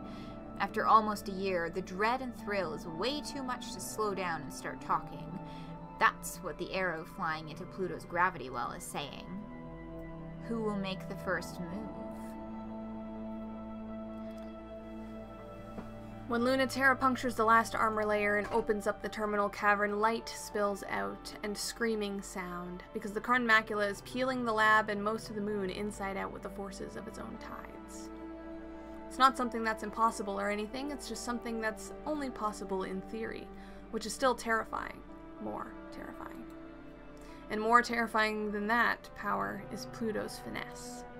And more terrifying than the finesse is her gentleness, spooling matter like threads in the tiny galaxy of which she is the sun. Her power is very kind, but it's also a little perverse. What meaning does mercy have from something that can core out a moon? Obsessed with that. Chronmacula's developers compared it to a black hole. They wanted a machine so powerful and absolute, even light couldn't escape it. Luna-Terra understands now that was wrong. She's a star, gushing and twinkling with matter and light. Who wouldn't be swept up in that? The Merecrisium is so small. Pluto has never seen it from a perspective like Chronmacula's before. She never imagined it would look so fragile from here, like a toy version of the fierce fighter she remembered. Pluto's sense of scale is true. Luna-Terra feels like a plastic toy, too. Come on, say something. It's making me sad. Oh, sorry. Let's see. It really does fit you. So much more than I ever thought. Is it hard to look away? Being able to render you speechless is the power I've always dreamed of. What do you think? I know just a look won't change your mind, but I want you to tell me. Tell you what? That I regret betraying you? I told you then that I always would. No, I wouldn't let you do that, Lunacy. Or I won't let you do that, Lunati. Did you think I'd be mad? Are you at Mad at Me Island? I mean, of course I'm mad at you, but not for anything you did to me. I wouldn't ever be mad at you for not having enough faith in me to see through Kratos Grace's dream of a new home for humans in space. I'm just mad at you for not having enough faith in yourself to see it through. Sun at the center of the galaxy, Pluto already embodying the ideals of secular astrology in her maiden flight. She's so big. Big. Yeah. Big ideas. And leaving all the work to me. Oops. I guess that is why I'm a little upset with you. Not mad, you know. Just disappointed? I can't believe I'm still the one scolding you like a kid. I'm trying to be the grown-up, you know. I did the responsible thing. I took the realistic option. I'm here to play the part of the boring adult, the grown-up villain. Oh, that's right. I remembered why I actually am mad at you. You better not go down quietly. You better really believe what you just said. I'll forgive you if you left us for something stupid, but I'll never forgive you if you left us for something you don't believe in. And you better not believe in it, because I also won't forgive you for fighting for a future that cruel. That doesn't leave me a lot of options. I don't think I can fight against that. Me too. Pluto's little rant here. Ooh. Don't you dare. I won't forgive that either. Were you hoping, maybe, that it wouldn't be like this? That I wouldn't have to fight? It'll change you in ways you don't understand. I've seen you fight so many times. I saw you when you got that scar and your poor ship got her wound. Has anyone else seen that side of you as much as me? I don't think so. Not even Europa. But it's different when you're on the other side. You think I don't really know you because I've never stared down the barrel of your rifle or felt that knife nick my ship? It's a different kind of knowing. Teach me then.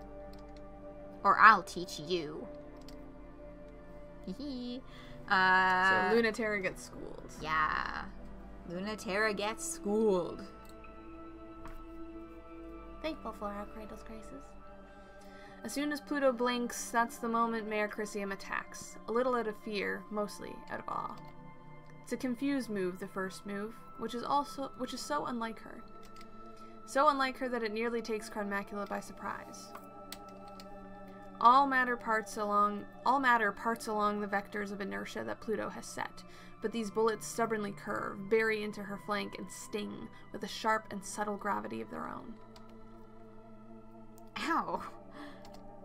That kind of stings, Lunati. Stop doing things like that. Luna-Terra is crushed instantly, and she's dead. Hello? Yeah, fucking rip Luna-T. Now we know she's from the BDSM faction. But yeah, everyone loves owning Luna-T. Yes. Mm-hmm. And yes, further contextualized by the BDSM faction. Instantly she's dead. And well, that's the end of the route. No, Luna-Terra dodged at the last second. Oh, okay, phew. Love this scene? Ooh, exciting. What are we getting into? No, the Mericrisium is torn apart from every joint. No, Luna-Terra is safe at home. She never left. No, Luna-Terra hasn't moved, and it's only because she can't bring herself to. Luna-Terra is feeling ghosts of the space-times that Pluto has cut off, escape routes, as she rushed for, but don't exist. Luna-Terra is trying to think of something to say. She really is, but it's impossible, because Crunmacula is the size of the universe. Her seeping nebula glows with a promise to swallow up the space station and Luna-Terra and the whole solar system.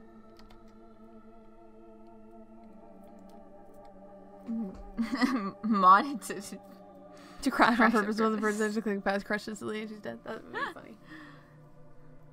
That's not the way, Luna-T. You have to come for me like you really mean it, or that's what's going to happen. The Mericrisium's engines spin to no response. Luna-Terra's mind is racing, but there's no thought she can hold on to. Except how disappointed and sad Pluto is. If you give me just one moment, you'll pass my event horizon and you'll never escape. Always getting closer, but never getting there. Falling forever. If you don't figure out how to unstick yourself, I might leave you there. Remember for next time, okay?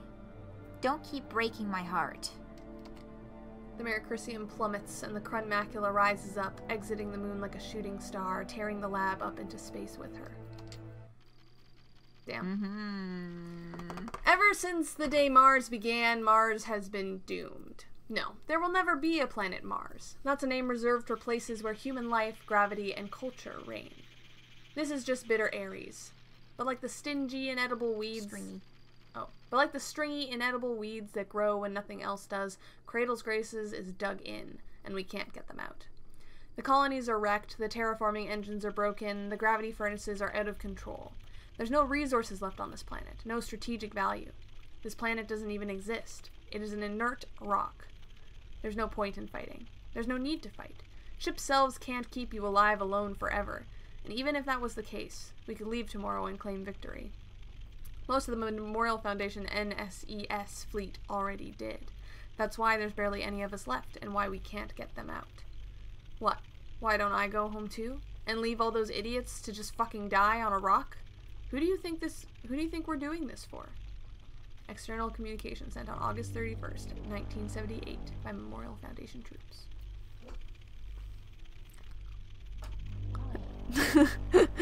Give me your nutrients. No. Cradle's Grace is like, fuck yeah, I love being a stringy inedible weed. Hold on. I dropped my thing. This is also grown. I've learned how to use it properly. Hello? Why? Read it. I'm gonna focus on the story of being distracted by Memorial Foundation SNES. SNES. Meanwhile, Celestial Mechanics is off to the side with a different kind of weed. Ayo! Hey, it's not like we're idiots. We know we're doomed. This planet still doesn't fulfill the requirements for human life, and life is just the start anyway. Don't you know that gravity is something more important? You do understand celestial mechanics, right? Matter is made of tiny particles, but enough of it exerts gravity that stitches the universe together. Culture is made of tiny humans, and enough of it together can decide what's real and what isn't. It is really quite fucked up that this is how decisions about humans get made. Enough humans can decide anything, and then it'll be true, even about what's human and what's not. They don't even have to wait for the deadline. They've already decided that any human without their feet planted on the earth is in fact not a human. That's a pretty usual thing for humans to do. No differences of any kind need to exist. We'll just be aliens, and then they'll send the real military after us, and we'll die. But if we just hold the line here for our princess to get through and make it to the moon, she'll open up the gravity well. And then we get to decide. Internal communication sent on January 25th, 1991 by Cradles, Graces, Irregulars. I love this. Oh yeah, section. it's so good. You know what this Potent. reminds me of? I watched this excellent YouTube video recently called fuck, what was it called? Oh, I forgot that doing that cuts the music. I think it was like what? The cat's name was Froofy Ploop. Oh, no, that's the wrong button. It reminds me of the MTCS and the Untamed, about how controlling the narrative and narratives and controlling them and telling your own stories and all that shit. Yeah.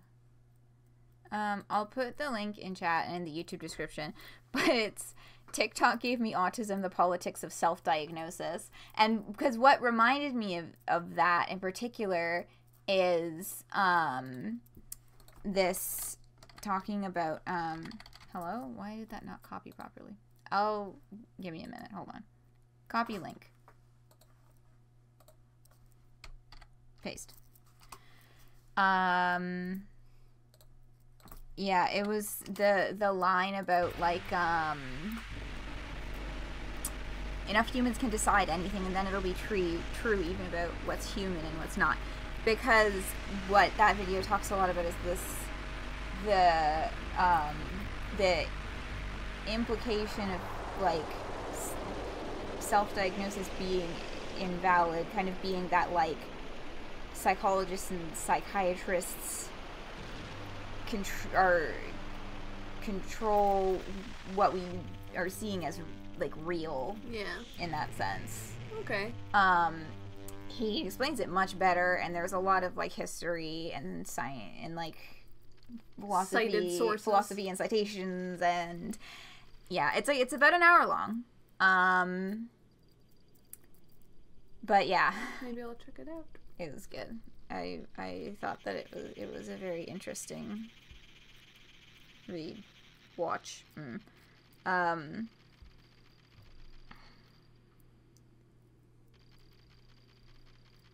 No weed smokers or tokers or whatever allowed, but Luna-Terra, it's always Luna-Terra is always red-eyed. Wrong, for that is simply the secondhand smoke of unwholesome influence. Pluto.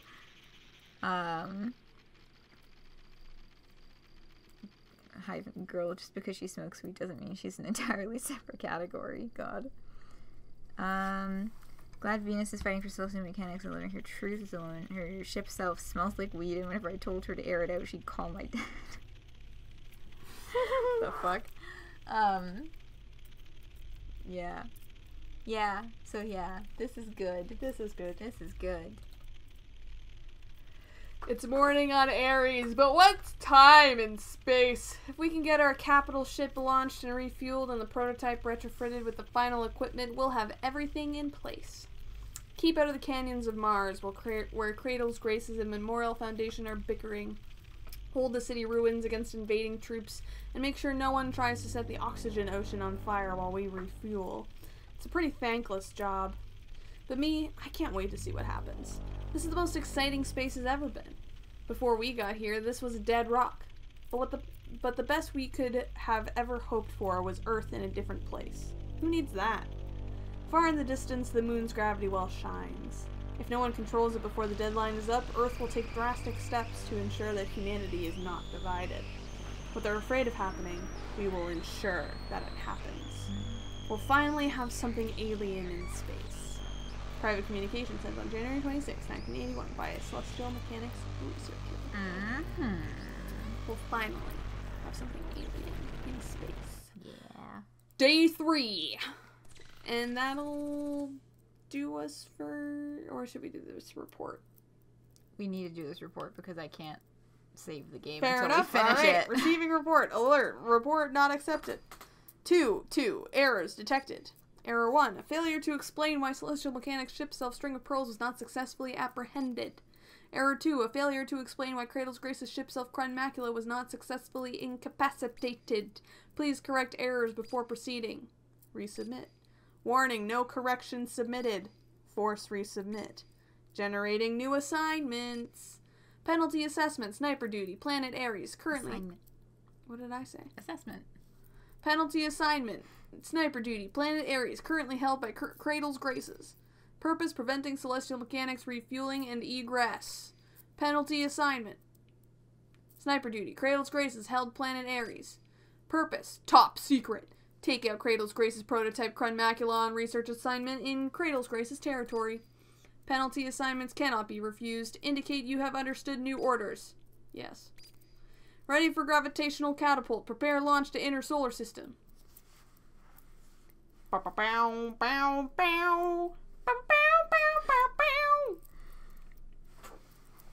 Of course, the Pluto mission is top secret. Dave Aradia jokes? Question mark? Oh, the What's time and space? Yeah. Yeah.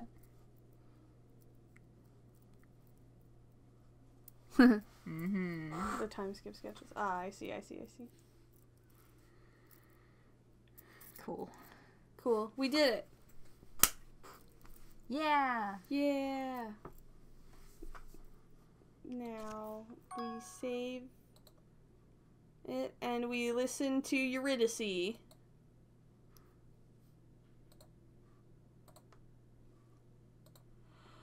Whoa. Thanks for joining us for Heaven Will Be Mine. Yeah, thanks Everybody. for kicking off Luna-Terra with us, and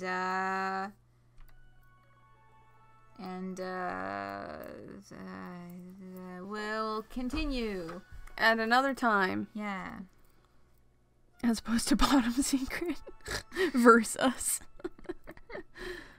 Verse reverse anarchy secret if we're basing it off the girls. Yeah. Yeah. Fair enough. Verse reverse.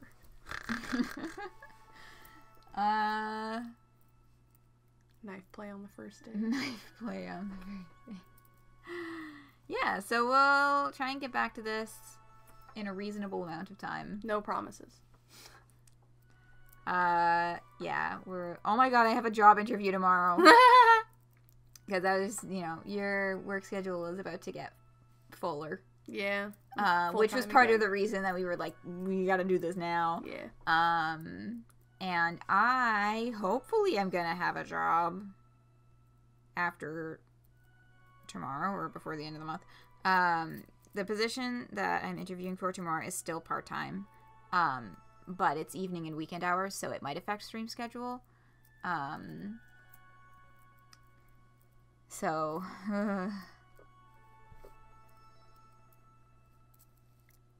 oh, thank you. Thank you for the wishes of good luck. Thank you. Yeah, I did a little sleuthing. Because the way that they, asked for people to book, the interview was like a link to a calendar where you pick a time. So, by counting the number of time slots that were not available anymore, you could tell how I can tell how many other people are being interviewed. That's funny. You nosy motherfucker. Yeah. So I know that there's 3 other people gunning for this position, or being interviewed for this. So you have a 1 in 3 chance of getting it? I have a 1 in 4 chance. Oh. It's 3 other people. 3 other people got it.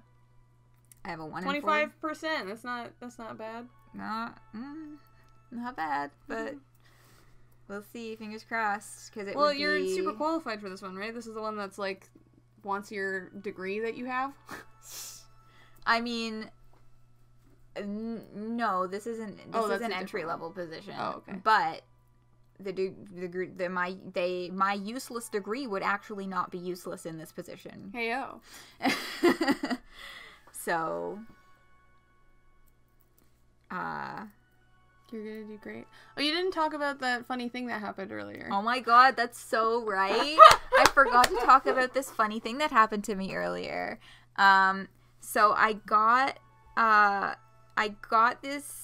these notifications on Tumblr, and I see it's 2 anonymous asks, and I see the second one before the first one because they display in chronological order, right? And it just says, "OMG, sorry, wrong person," and I was like, "Oh boy, wrong person? What did you send me then?" And it's a whole, like, it's some fucking commenting on fics drama. It's like,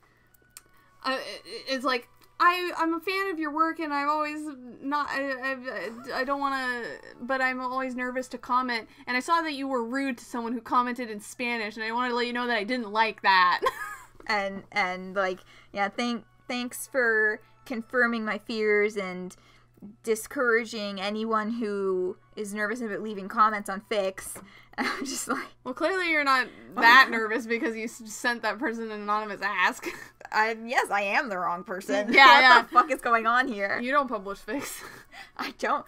I have one. I was 15. Don't find it.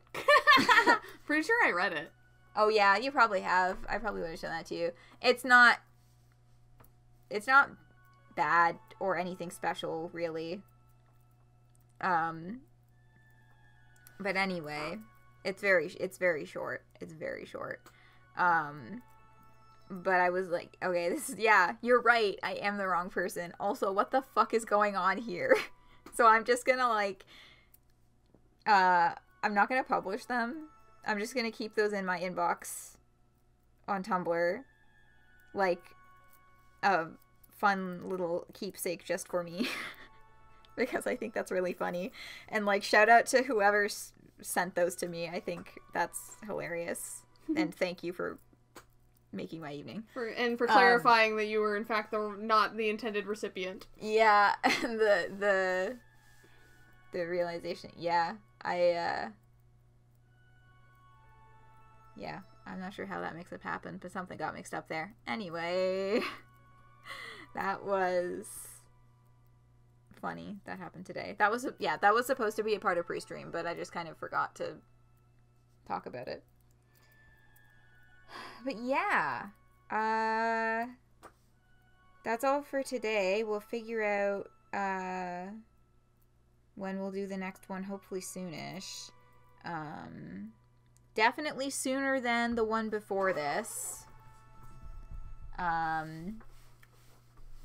But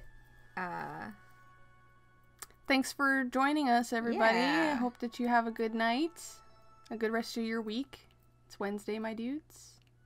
Well, technically it's Thursday now. Technically it's... Is it Thursday yet?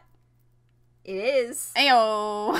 And it's out of touch Thursday. Watch me totally flop my interview. No, don't say that. Don't manifest that. Not going.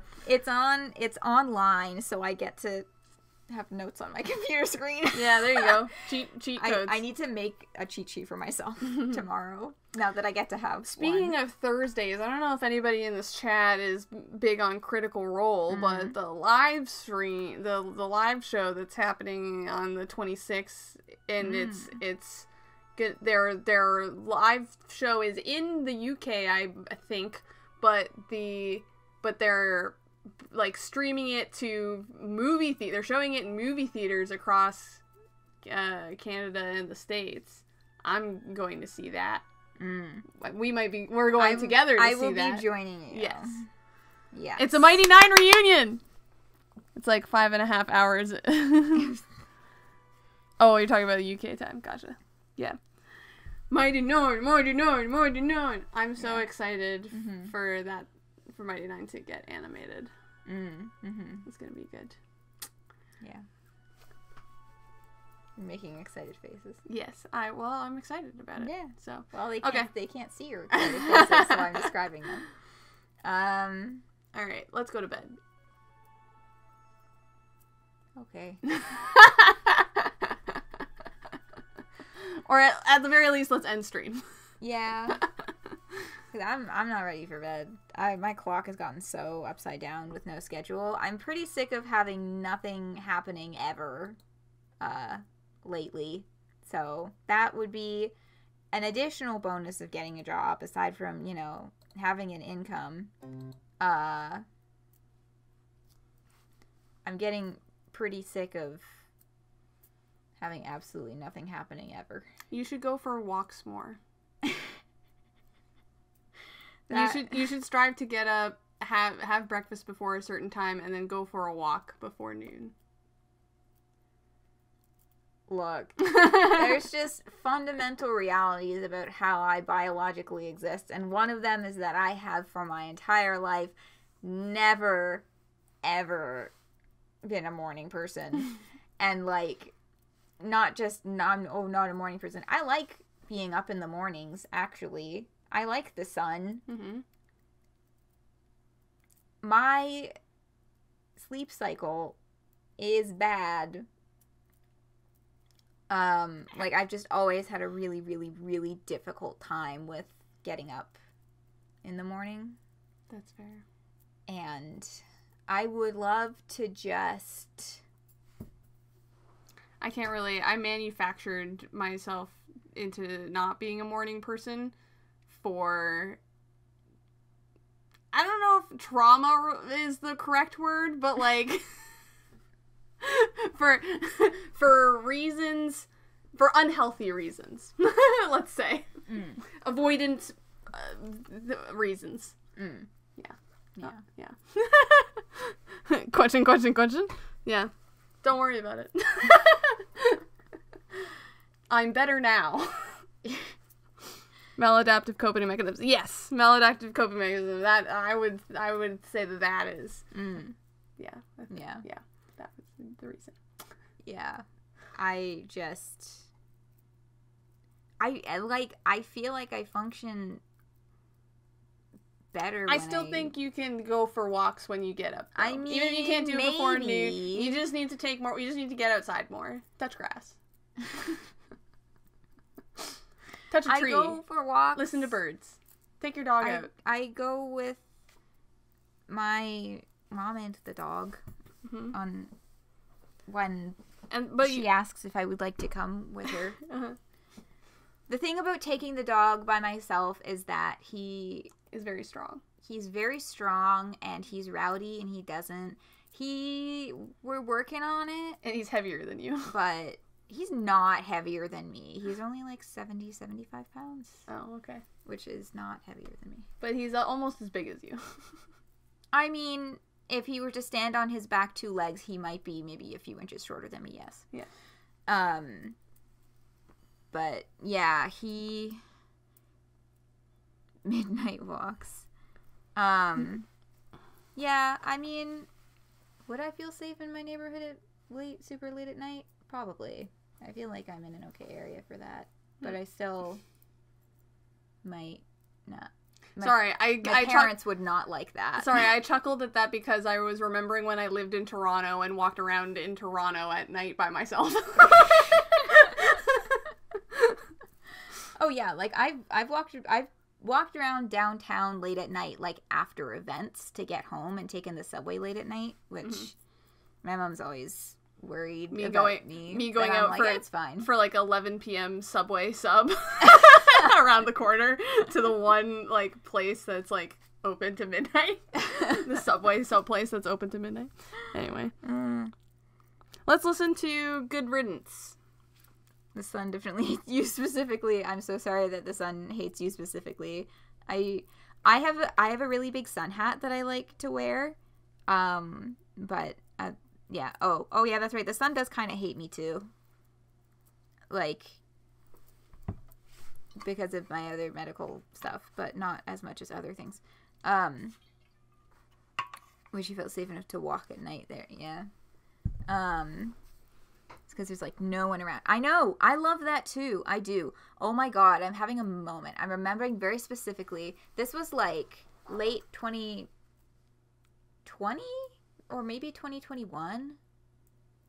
It was like midwinter, and I was so like restless from never leaving my house with like lockdowns and everything, and working from home and school from home and all this stuff, that I just, like, I waited until, like, 4 in the morning so that nobody else in my house was awake. And I got dressed up and walked out into my backyard in the freezing cold and just kind of, like, stood on the deck and looked around. And it was like 4 in the morning. It was cold as shit outside because it was the middle of winter. You being gay? What? You being gay? I'm always gay. What are you talking about? Yeah, but you're being particularly gay. I can feel it. Not about what you think. Okay. And I just kind of hung out up there. I think, oh my god, I sent you like a million Snapchats. Thank you for biting my finger in response to that. I would like to leave stream. Yeah, no, we're getting distracted. I just am rambly. 5 minutes or less to burn. Oof. Oh yeah, higher temperatures and stuff. Because I was being jump scared by a buck once. Damn. Especially if it's raining or just rained. Just like enjoy the quiet of the night. Yeah, I should do that more in general. But I don't know. I feel weird about. Oh, especially with the dog now. You'd get so sad if I went outside without him. We didn't have a dog yet when I did that. Anyway,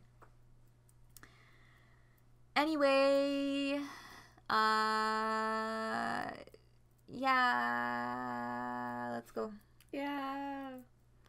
I'm just bad at ending these things. Good night, everybody. This is Good Riddance with the Eurydice solo by featuring Ashley Barnett. I'm streaming this weekend Double Disco Elysium, and I didn't tell you about the schedule yet. Okay, go. I'm streaming this weekend Double Disco Elysium. Saturday is the 6-year stream anniversary of this channel. I'm going to be doing something special. I don't know what. Okay, good night. Good night.